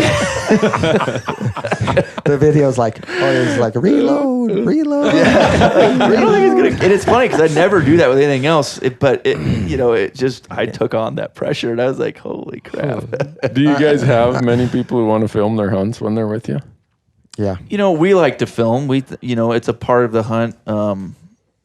I like to capture those memories, just like all of us. It's funny how many hunters will say, "Hey, listen, don't mess with your camera. We don't need." It's like, "Hey, I've done enough of this. If I think it's going to sacrifice the hunt, obviously, I'm not going to do it." But we like to do it. We like to most of the kill shots. It's hard. It's hard for us just being the guide to film the entire experience. You're trying to cook, and you can't be standing on the hill getting a nice sunset, right? But usually when it comes down to the moment of truth, I get it on film. Yeah. Huh. Yeah. That's cool. If the hunter wants a cameraman to come, every single time, no problem. Come on. Oh, really? I love it. Okay. Absolutely love it. But I'm not in the position that I'm going to be paying a cameraman to come on all my hunts. I mean, it's too costly, but I would love it if I had my own cameraman on every hunt. Yeah. Well, we can rent one to you. Yeah. Marcus, you'll go up and film for a free sheep hunt, won't you? Oh, yeah. I'll come and film for a free sheep hunt. There you go. But there's a reason I'm in front of the camera. And I'm really bad in front of the camera, but I'm even worse behind the camera. So. Nice. Brian, how do you guys do that? I see you filming a lot of stuff in addition to being a podcast. Yeah, I like to just film. Yeah. I just carry the cameras for filming, and Snyder brings the camera for photography. Oh, okay. So I've gotten pretty good. I spent a lot of time talking to Tim Burnett at Solo Hunter. Yeah. So how do you do this by yourself? How are you the shooter and the cameraman? Yeah. And I just say I've got some skills.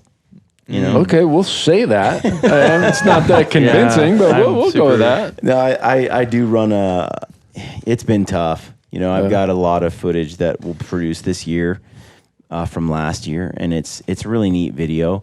But as far as, in the heat of the moment and getting a kill shot and stuff like that, it's just not my priority. Yeah. We try. So when Aaron shot his elk with his recurve, I didn't get the first shot on the film. I was calling, raking trees and stuff, and at the same time, and the camera was on the ground laying down, and as the bull came screaming in, I ended up falling behind this log and laying on my back and screaming because it was coming up the hill, and at 12 yards he shot it, and I as soon as I heard the arrow go off, I rolled over, grabbed the camera, got it up, and tried to film some of it, and got a little bit after that. That's kind of how the gritty Bowmen footage is. It's about pretty gritty. Yeah, it's gritty. Gritty. So, but I think it's cool because what I found, at least from most people, I think that tune in and want to see a hunt, they don't care about the kill shot as much as I think audiences in the past did. I agree. They want to know what you were thinking, and they want to know about the country you're in and the animal you're hunting, and Be part of that moment. Yep. They want to just go with you. So I don't focus too much on, I want to capture the beauty that's out there, and I want to capture the entertainment and the camaraderie, which is big for us, you know.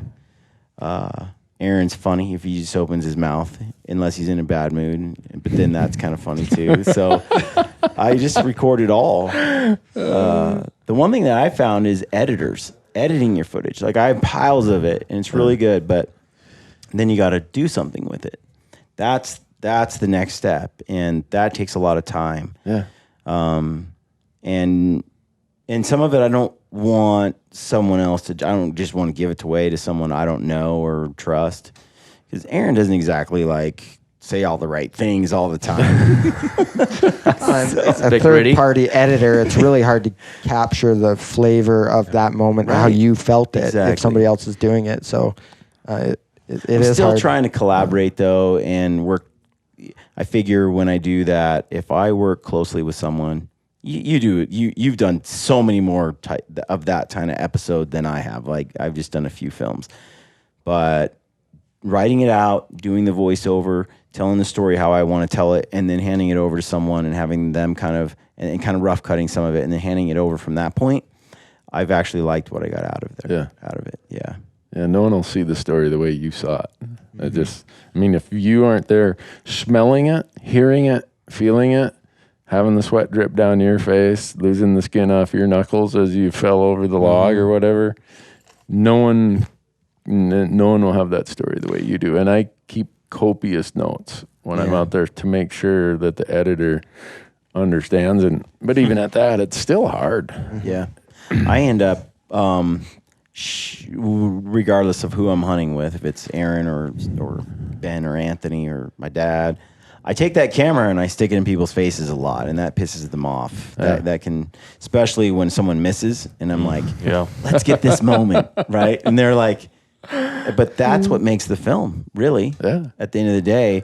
So we kind of have that talk before we go out, like, hey, it is what it is. Don't worry about the hunt itself. I mean, it is what it is, and we're here to capture the whole thing the way it is. So when a camera pops on, when you just had a bad moment, you just roll with it, And the same thing, if it was good, you just, and we're all now very used to having the camera pointed at us, and we don't get self-conscious. Well, the good thing is it's your diary, right? To where you don't have to, but you remember. Oh yeah, that's right. That's what happened there. Because I don't like when we were in Nepal, she was like, okay, I'm gonna finally start taking having my little notes and diary of the whole hunt, And I just hate doing it. But like if I'm taking photos and video, and then I'll go back and like, oh, okay, yeah. It's you don't have to use it, but it's nice to remember all these types of things and what was going on in that moment. And I think you have to look at, I mean, if you have a strong why for why you're filming or doing photography, I think you can deal with anyhow. Like you're like, yeah, this is awesome. I love lugging this 30 pounds of camera gear. I love charging batteries at night. I love downloading footage when everyone else is sleeping. Right. Like, I love this. Because if your why is strong enough, you're like, this is, and same with photography. Aaron, it's so nice to have someone as skilled as Aaron Snyder with the camera, because he captures some of the coolest stuff, and it's taken some pressure off me, because when we come back from some experience, he can just kind of throw those photos out, maybe 20 or 30 from a weekend of hunting, and people feel like, I mean, there's a little bit of, you get a taste and feel for what we did, and then just the beauty, I think, just really everyone recognizes beauty of the outdoors, and so they see that, and it just, I just think that's powerful stuff. So without all the work. I always tell Aaron, It's nice to have got the easy a guy job. like that. Yeah, it is. I mean, Man. I can take photos, but not like No, Snyder. me, I can't even run this thing to take a photo. I can't even do Instagram or whatever. I got a call from Corey Jacobson. Corey is mad that he's not here with us. Yeah, I texted Corey this morning too. I'm mad that he doesn't invite me elk hunting. I know. Hey, Just text him back that. hey, Corey, this implies we did care. go elk hunting. Yeah, But no, the storytelling part of it, that's to me is the fun part of what we do is everyone gets, you could send 5 guys on the same exact hunt, same exact conditions, same exact experiences. They'd be 5 completely different stories if they were hunters, which, and the part that to me is now as I've been doing this long enough, I'm interested in trying to tell the story in a way that I know no one else sees the world the way a hunter sees it. I've accepted that. Even though the 6 of us here, we are all going to see that experience somewhat similarly. If you went and grabbed some of these people walking down Main Street, they could be walking right beside us and they'd have a completely different view of what that story was. And I've accepted that, you know what, we're different. Yep, We 100%. see it different, we smell it different, we interact with it different, and that's cool. well, you know, like I like Meat Eater, watch a few episodes, and he'll always be like talking about stuff that every hunter knows already. Like the wind, we got that. Like, but you realize how many people that are non-hunters that are watching that show and consuming it on a regular basis. And so when I do a podcast or I'm filming for a hunter, I'm making a film, I'm actually trying to put myself in the non-hunter's shoes now, and then and telling the story. Yeah, I think that's important because you got to remember, it's kind of all of us who are experienced hunters. If someone that didn't really know hunting, they're sitting there, they're lost. Before you know it, they're lost. Like, I can't even keep up with this conversation because you guys are talking about something I don't even know. So it is important to tell everything about it. You know? Yeah, I've been working on this film with Aaron, shooting the recurve all last year, which was a struggle. It was a challenging experience, but I'm talking about before I could really go into that whole hunt, I really needed to explain to someone who's never shot a compound and never shot a recurve, you know, or a longbow, what the difference is. Because for them, they may not realize how much more difficult it is with one or the other. It's just a bow, you know. And you know, kind of breaking that down is part of putting that context in that story so that it has more meaning down the road when we talk about what happens next. Yeah. Well, for me, it's just easier when I accept the fact that I'm different. I mean, I grew up. I've been different since I've been born. I mean, like different. But the fact that the story I'm going to tell, I just want it to be different. I don't expect it. I don't tell my story to meet someone else's vision of the world or expectation. And you know what? If someone doesn't like it, hey, there's other channels to watch. There's other podcasts to listen to. I was just talking to somebody today about that, about how if you create something, whether it be a film, a song, or whatever, if there's not haters or if there's not people that don't like it, then you didn't really create anything that good in the first place. Okay. On that note, this hater thing, like, you get a lot of that? I think everybody in this room probably gets that. Yeah. Yeah, it seems to be a people like sitting in their basement. And they do. Yeah, the 400-pound guy that hacked the DNC from Russia. I think he sits down there and he sees all of us and he puts hate comments on our social media and YouTube channel. No, but I think you're right. I think that in fact, I read a quote like that just the other day. Like, if you don't have people that hate you, then maybe you're not putting things out there that's you know, making a big difference. So I used to be overly sensitive to it. Like, I always had to try to please everybody. Now I just delete them. Yeah. Like, you know what? I'm Not here worth to the have time. a positive conversation with people who think or want to enjoy what I enjoy. If you don't like it, fine. Delete. Yeah. Rand, I think I've had conversations with you because just in generally as a person, it bothers me if someone doesn't like me. Like it bothers me a lot. It does. It used to me too. I've laid awake at night. I just wish that I didn't care if people didn't like me or like me, but I do care. And I remember up on the mountain with you in Nevada that one year, we were standing there. I think you had just launched a wolf episode or something, and I remember your wife texted you. Yeah. And you're like, we were standing there in camp. You're like, my wife's just letting me know how many death threats and stuff I'm getting right now. I'm like, oh my God, aren't you like I can't believe you're like smiling and laughing about that. I'd be so screwed up over this. He's like, whatever. And I'm like, man, I wish I was like that. But we've had conversations since then. I've gotten better. No, when I first started TV, it used to just tear me up that somebody didn't like the fact that I ground slooshed a turkey that I didn't call in. It was random encounter, and I poleaxed him. That was some sort of sin, and it bothered me. Finally, after about 3 years, it's like, you know what? They've mistaken me for someone who gives a shit about their hard feelings. I use that quote now. Like, you've mistaken me for someone who cares. I got that from you. Like that was the first time I heard it, and I'll throw that out there every now and then when someone leaves a mean comment. But well, it's one thing if it's someone who's a non-hunter. But, here we are, all hunters. And, like, for instance, when we post a photo of, with me, it's always, you're way behind the bear.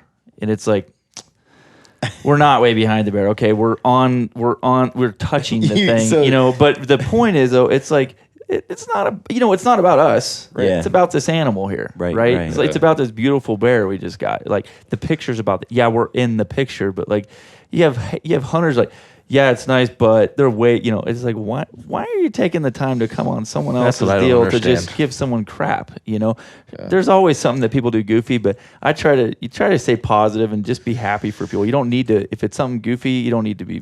My dad told me from a young age that an empty barrel makes the most noise. Yep. An empty barrel makes the most. I follow. Yeah, I like that. Yep. I don't get it. You don't get it? Come on, Brian. Like when you bang on an oil drum when it's empty. Yeah. There you go, Brian. People like to tear down. That's what you mean. Yeah. They're insecure. I've seen Instagram handles dedicated to hating on Gritty Bowmen. Yeah, there's probably some for years too. I just haven't looked them up. No, I do. I just delete them, and I threaten to come and kick their ass.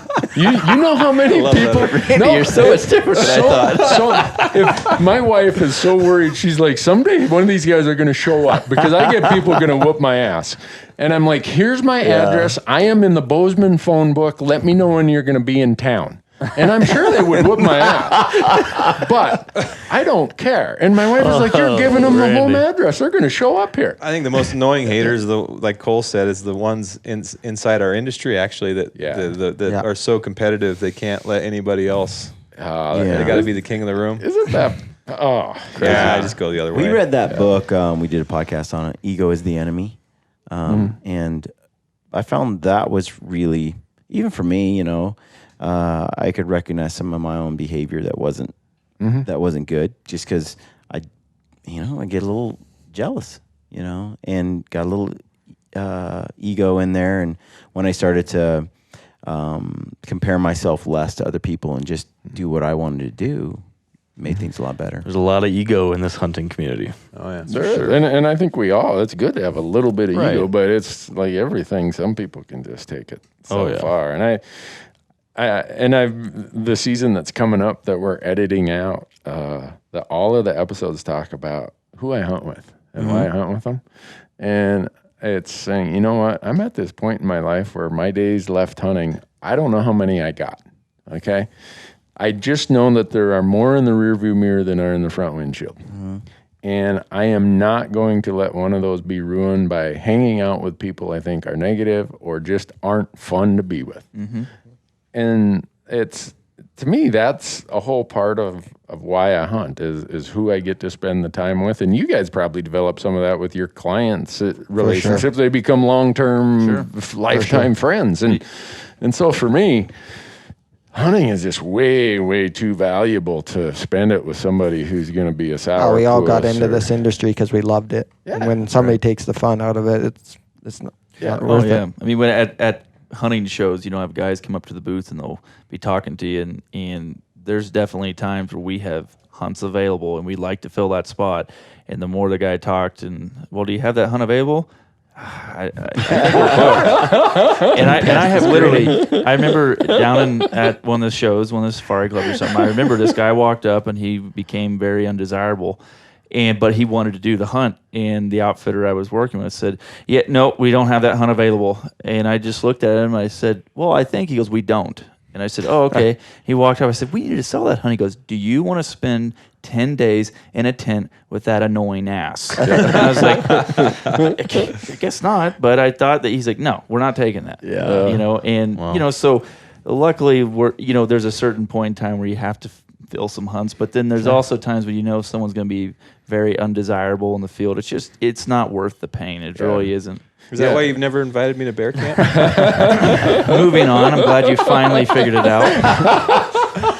Finally, you figured it out. I hate it when people don't like me, Cole. We don't like you. We just don't like your. We like you. We just don't like your recurve. You know that I have a new solution. That's so funny. That is so funny. Yeah, I got tired of Aaron's recurve. Actually, I was so thrilled when he harvested something. I mean, it was just the most. It's at times it felt like it was so freaking impossible, and it finally was done, and you're just like, wow. But it certainly took a lot more dedication, time, and energy to do the same hunt with that versus a compound. And we talked about it, like when Aaron and I are both out there hunting, and it took 3 weeks to do one hunt that would take maybe a week. Yeah. With a compound, and so.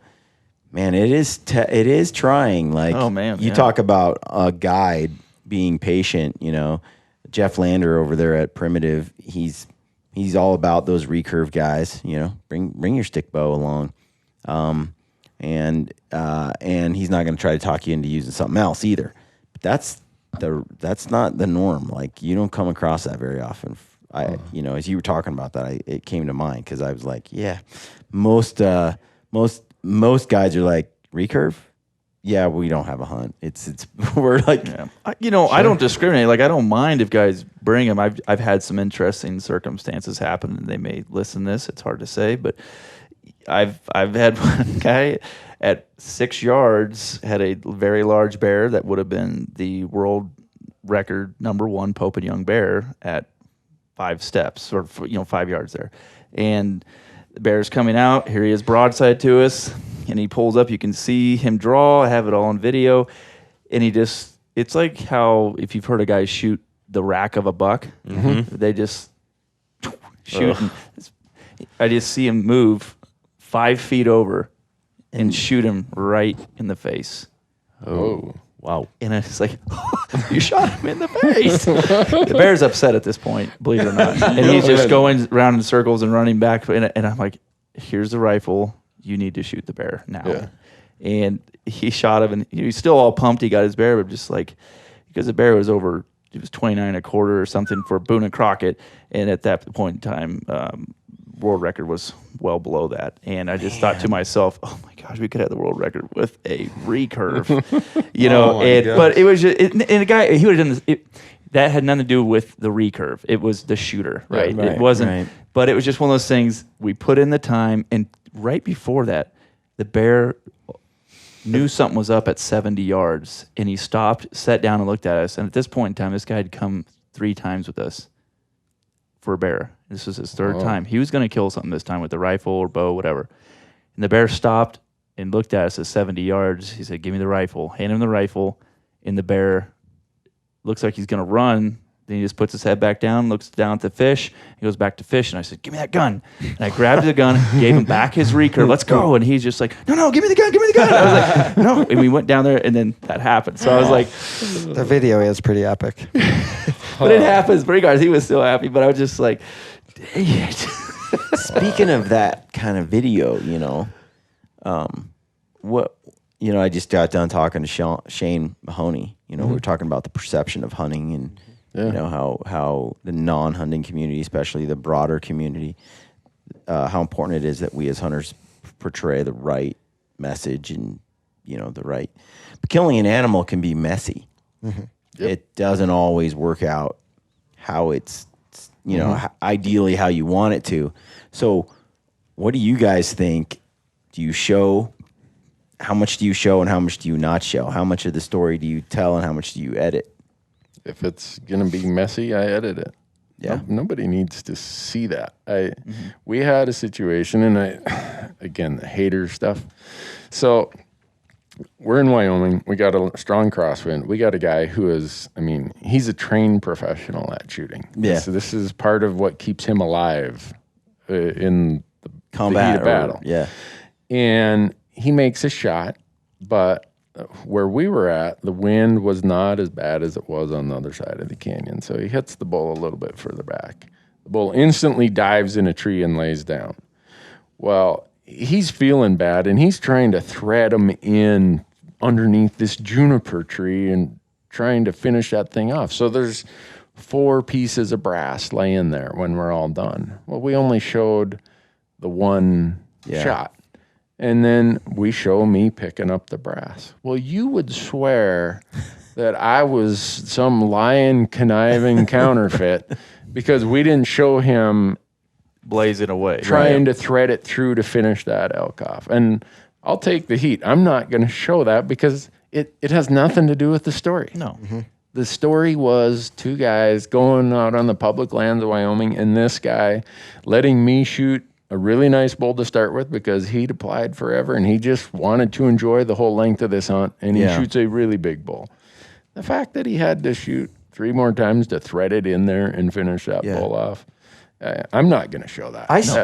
I struggle with it to some extent, especially with archery, because I also don't want people to go out there with this idea like it's some fairy tale, right? Like it goes out there and it always works out perfectly, and you shoot this animal and he doesn't even know he got shot and he falls over. So I struggle with it. I try to balance it, I guess. I probably show more and am more raw about it. And I'm not on TV, so I think there's some things that I don't, I can go straight to my own channel on YouTube, but at the same time, I've tried to put a lot of context around it. I don't just drop it out there like, key. Boom, this is what happened. It's like, there's a lot of explanation before and after that kind of. None of us want that to happen, but it is a reality, and sometimes it happens. But I don't think the general public that is anti needs to see all of that all the time because they think the gratuitous blood and gore part of it. Yeah. But at the same time, there's hunters that maybe they're new to hunting and it's their first time and they wound something and they got to finish it off, and now it's like it's taboo. Sometimes they got to realize and put it out there that it happens to all of us. We want to kill it the fastest we can, but it does happen. Don't be ashamed of it. And that's how we started the episode, was talking about this very thing, the 3 of us, that no matter who you are, you're going to have things go unplanned. You're going to have a miss. You're going to have a wound. And I think if you can tell that story in an authentic way that isn't over the line, but allows for that relatability and tells that story in a way that people can say, okay, hey, that happened to him. All right, make them better potentially too. Yeah, hey, they learn from my lessons. Jason Matzinger, a few years ago, did one of it. In fact, I think it's his most successful episode he's done on his TV show. Was he shot a bull outside of town here. He hit it too far back, and he lost it. And he continued the story about, for the next 3 days, scouring the mountains. He called the game warden. When he found it 3 days later, obviously all the meat's gone and stuff, but he called the game warden, hey, how do I do this? And he tagged the bull, told the story on his season's over.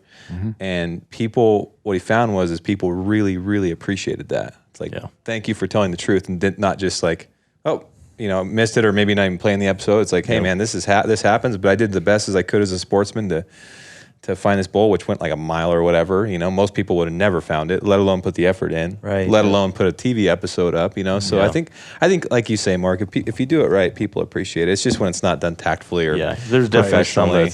But I would argue that there's a lot of outdoor TV that's way worse than showing a wound that was actually a perfect shot. I would agree. Yeah, I agree. As my one friend says, we didn't need to invent anti-hunters because along came outdoor TV. Right. And I've still yet come up with a defense to his statement. No, Shane Mahoney and I were talking this morning about that, and I just sit there and listen to that guy, and just I don't even know how he's that smart, but he says it better than I could. But basically, what he said was, we have, as hunters, have actually created the problem of anti-hunt, like, period. Yeah. Purely by what we showcase to How the we're public. presenting ourselves, yeah. It's how we present ourselves to the public. It's nobody else's fault but our own. And it's pretty amazing when you think of it that way. And it doesn't take much. It's hard to admit you did something wrong. Like, we're hunters. We're conservationists, Teddy Roosevelt. Yeah. But it's like, man, we really have made ourselves look like. Yeah, you kind of shake your head a little bit when you see some of these people post some of this stuff, and it's like, oh, man. What did you? And sometimes, we do it without realizing it until after the fact or whatever, and you're like, yeah, I guess I shouldn't have maybe done that or put this in there or whatever. But, what frustrates me, small few are the ones that make it over the top. Yeah. What frustrates me is the people that say that they shouldn't care. It's free speech. I can put whatever I want out there. I can show whatever I want. I'm not going to pander to these anti-libtards, whatever they're going to say, the people that rant like that. And even if you don't like that, just be pragmatic about it and just think, okay, take all emotion about it. And they shouldn't have an impact on this. I should be able to hunt. I shouldn't have to care what these people think. But if you're just pragmatic about it and just, okay, what's my goal? What do I want to come out? I want to be able to continue to hunt. I want this way of life for my children and children's children. We want these things to be able to continue to go forward. If you want that, what do we need to make sure? Well, we need to make sure that the other 95% of the population out there is okay with what we're doing, can have some level of respect with what we're doing. So take yourself out of it. I don't want everybody to hunt. I just want them to be okay with us doing it. I just want them to be okay with it. Right. They don't have to love it. They don't have to do it. They just have to be okay with us doing it. Yeah, Mark, when you talk about being pragmatic and stuff, a lot of that requires that you check your ego at the door. Oh, yeah. I mean, most of that discussion, if you're getting ready to post something, I'm usually asking myself, what's my motive? Yeah. And if my motive is something ego based, generally the post is not going to be good for me or the hunting community or the world at large, right? For the animals and the wild places, it's not going to be good. So keeping ego in check and really doing things for the right reasons, it's like a continual battle. I like the book, Ego is the Enemy. It's a roll call every day. Because you might have your ego in check now, Randy. Never. But next week, when you win Hunting TV Master of the Year, and somebody's like, dude, Randy Newberg is my hero, and I love him, and if he wasn't married, I'd marry him. That kind of thing. Happens every day. When that happens, your ego, that's the roll call day. Is Randy going to be Mr. I'm the bomb, and everybody else can just. Yeah. You need to meet my wife. She keeps you humble. My wife lives by my brother's motto, and my brother's motto is, just because your head's the side of a hubcap doesn't mean you're a big wheel, so shut up. I love these sayings that your family has. Got some good ones. They're incredible. Write those down. I know, I really should. My wife she will put me in my place so fast, I'm like a little 6-month-old puppy. I'm almost like the tears. Like, oh, But I have a TV show. Everybody loves me. I have a podcast. My wife doesn't love me anymore. But no, I think you're right, Brian. Every time we do an episode, we're in edit season right now, and it's what's this story? And we try to never make it the story about that person as far as their accomplishment. It might be about people and their relationships. I think Hunting TV tries to be this man versus nature sort of simple story to tell. Sometimes they'll get to man versus man. The hardest story to tell, whether it's in print, whether it's in video, whatever, is man versus himself. And to me, I'm always trying to say, what is that man versus himself story? What is it in hunting that is teaching me something, that is pushing me somewhere that maybe I wasn't physically, mentally, emotionally ready to go, but I overcame it. it's a struggle. And it's hard to tell that story. I fumble and fail at it all the time, but that is usually the end goal of ours is man versus himself.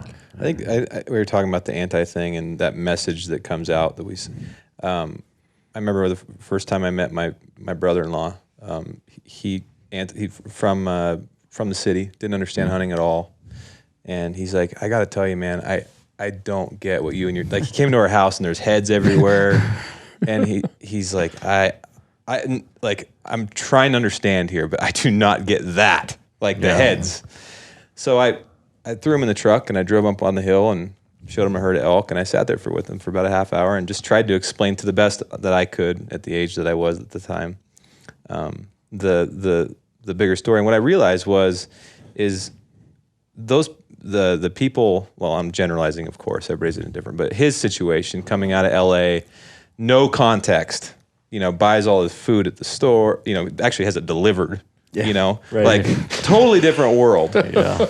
Once I gave him we didn't really talk much about the killing of the animal. We talked more about the bigger picture about why hunting is important to our family and our heritage and legacy and blah, blah, blah, blah, blah. And we driving off the hill and he goes, I don't want to do it. I don't want to see it. And I don't even want to hear about it, but I get it now. Whoa. And ever since then, that was 10 or 15 years ago. Ever since then, still this day, I don't ever send him pictures of dead animals or anything like that, or a new film we do. But he can come over to the house and he'll hear us talking about it, and he's not cringing anymore. He's like, he understands it and he respects the fact that he would hate to see it stop in our family. But I actually think that's kind of cool because putting them back in my shoes, there's lots of issues. I don't understand how anybody could think X, Y, Z. Right. But I got to understand there's really good reasons why they think X, Y, Z. And if I can't, that's where these stupid conflicts come up that never get resolved, and we make ourselves look like asses. It would be nice to have the opportunity to speak directly to individuals for a lengthy period of time in that same setting or whatever, because I think a lot of people would be okay with it or understand it a little if they were willing to open their minds a little bit and actually hear. But when they just see a crazy post on the internet and everybody's jumping on it, that's all their connection is to it, and all they see is Cecil like the lion. Yeah. And I think that is a great kind of just a reminder, I guess, that every single time we put something out into the world, we need to assume that's the only time that so and so will see a hunter or hear from a hunter. If every time you talk about hunting in the public, or just out at the grocery store, or every time you post a picture or you post a video, consider that could be the only opportunity someone has to see light as to what we're doing, why we're doing it. It could be that we may not have that opportunity to spend an hour to walk us through. But I think if all hunters try to pass through that filter before you put stuff out there, that's the only way I think we're going to be able to keep this thing in the long term. Because if we don't, one bad apple out of 100 becomes Cecil the lion. Yeah. And I think we all need to really be cognizant of that. And to me, that's where I remind myself the rest of the world doesn't see the world through the lens I do. Mm-hmm. So I might think it's just fine for someone to post a picture of them processing a deer. Especially because you're old. There. Well, yeah. I mean, when you get old, Brian, hey, you're not too far behind. You're number 2 here in the room. You talk about old. Look at these sunglasses. Someone at Maui Gym, this guy should be president, came up with the idea of duplex sunglasses for guys like me, cheaters. So when I'm fishing, those are like bifocal. Yeah, those are bifocal when sunglasses. I'm fishing, I'm not chasing the line around. I don't have to have extenders on my arms to hold it out far enough so I can see to thread the line through the hook. So this getting old stuff, if it wasn't for people getting old, our economy would not be nearly what it is. But I hear what you're saying, and I totally agree. Like, when you're able to, put yourself in their shoes.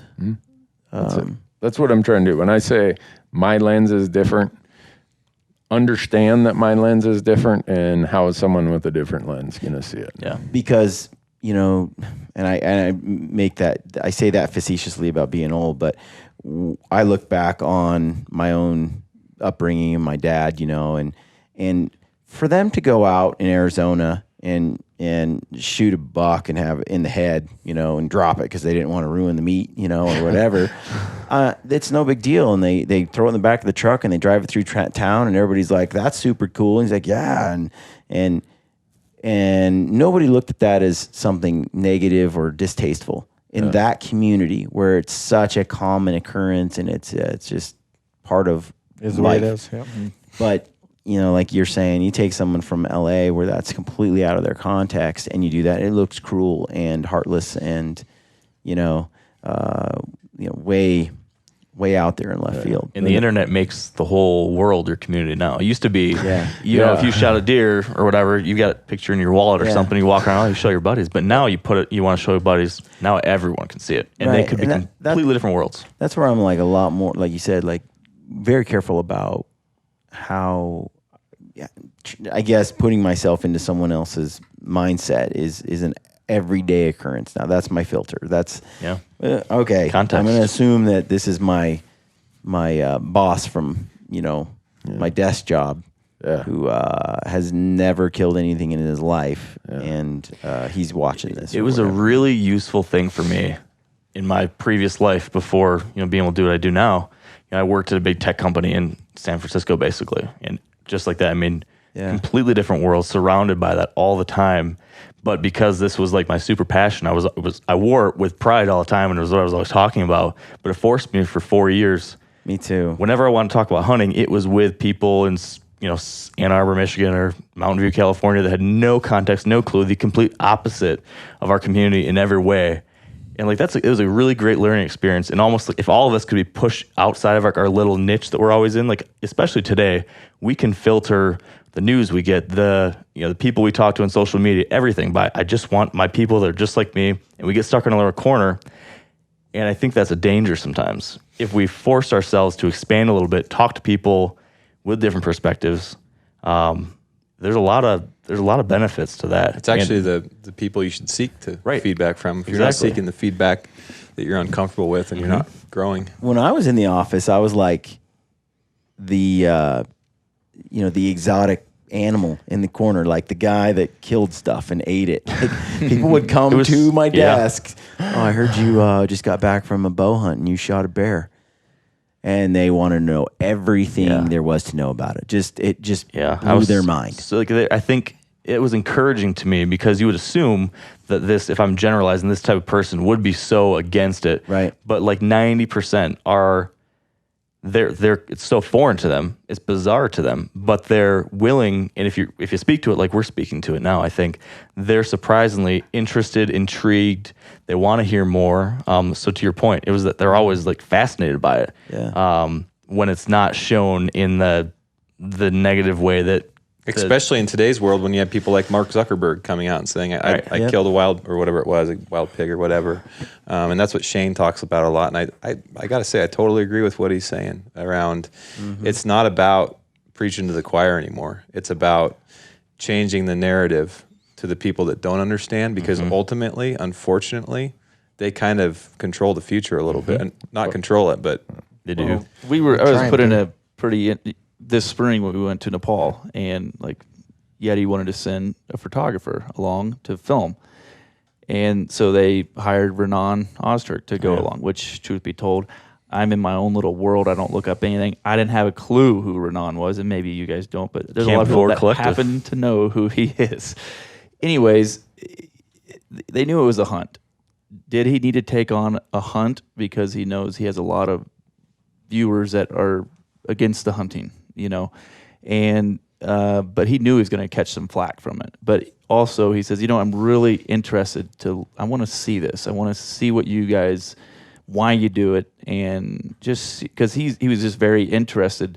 He's a meat eater, but he doesn't like the fact that he goes to the store, right? And so they had a lot of questions, and like that whole hunt, him and his executive producer that was there helping film, like it wasn't just like we were just talking like hunting, right? Like, tell me about that hunt. It was like the whole time Ben O'Brien was there with us, we were trying to educate these guys, and explain to them, and they got to see the full gamut of things, on this hunt because they're typically going and doing big mountain climbs and crazy stuff, that's well beyond what I would do. And but they got to see a different aspect of why we are going to this foreign country to go hunt. And it's not just about killing some blue sheep. I don't really care about necessarily having some blue sheep mounted on the wall. It's the whole experience of Nepal and the adventure and what it all goes into it and all the people involved in it. And like, you know, they got to see me, and like, it was an emotional deal for me to when I finally got my blue sheep. I mean, I was there, you know, crying to myself, and I mean, they could see that, and they're just like, wow, like I didn't expect this emotion out of you. I'm like, well, this is like, you know, sure, there's sometimes when you're hunting and you go and you shoot a doe or something like that, you're always very, very thankful, or you shoot a big buck, you're excited and stuff. But there's a lot of hunters that respect the animals, obviously, and there's been just like that to me. And Nepal was like the top of my hunting that I've ever wanted to do. And so, like, for those guys to watch me basically, and in tears to myself, just thanking God and everything, he's like, I just didn't really expect that. Okay, that's interesting. It's like, well, but that's that's what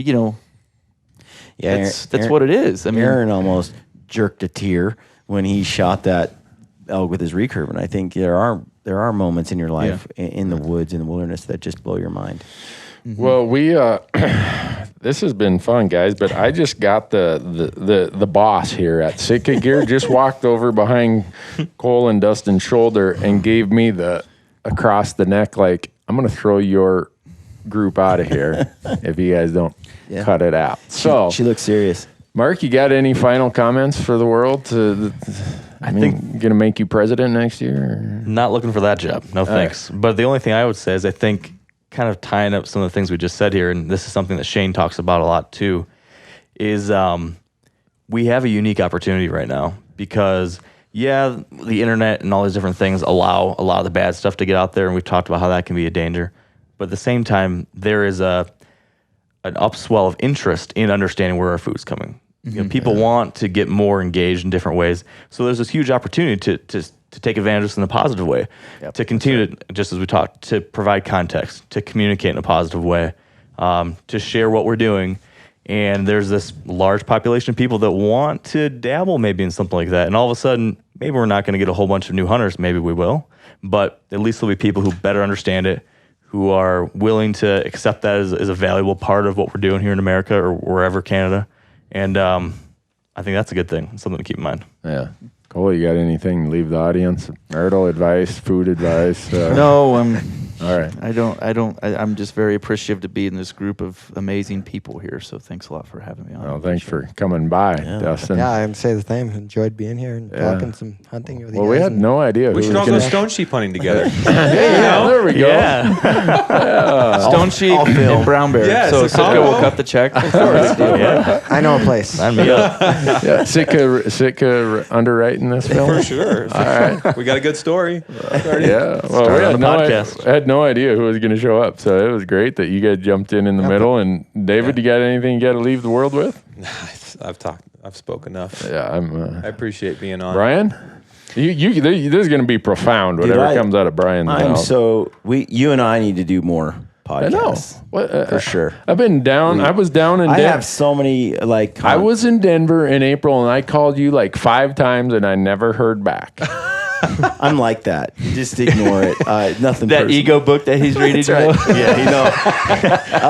I would say 2 things. One is if you're for people that are listening, I encourage if you're new to hunting or you're a little intimidated about hunting, just go do it.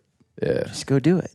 Because I feel like we have a lot of people listening to Gritty Bowmen that email us every week that say they want to go or they're going to come out west for the first time, and every show. I'm encouraging rah, go out and do it. Sorry, Dustin. I'm all, as many guys that go. I think there's, you've said this before, as soon as someone hunts and kills an animal and does it, their compassion for animals seems to be greater than had they not got out and done that. At least their awareness of it, I guess. Right. So that, and then just always be aware of what we're putting out in the public eye, how we're presenting the, hunting. Yeah.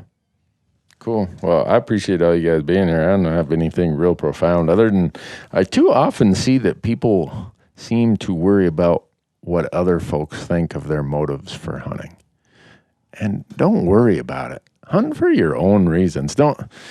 Whatever your brother-in-law does, the coworker, it doesn't matter. Go and make sure it's fun for you and just go and have fun and screw the rest of it. Yeah, and Dairy Queen all the way. Dairy Queen, yeah. on 3, 1, 2, 3, Dairy Queen. What are those? The Star Kiss? Those Star? Do you like those? I don't do more that, of a man. dilly bar. Okay. I'm a dilly bar at home. And Everybody thinks he's joking about this. Like every time I've ever been with him, he's like, "There's a Dairy Queen. There's a Dairy Queen.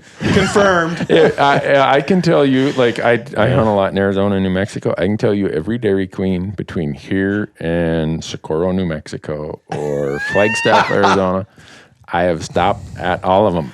So I don't understand how they're not a sponsor yet. Yeah. We're working on that, man. I'm like, That would be the best sponsor ever. can you imagine? I just like to thank Dairy Queen for all the dilly bars. Yeah.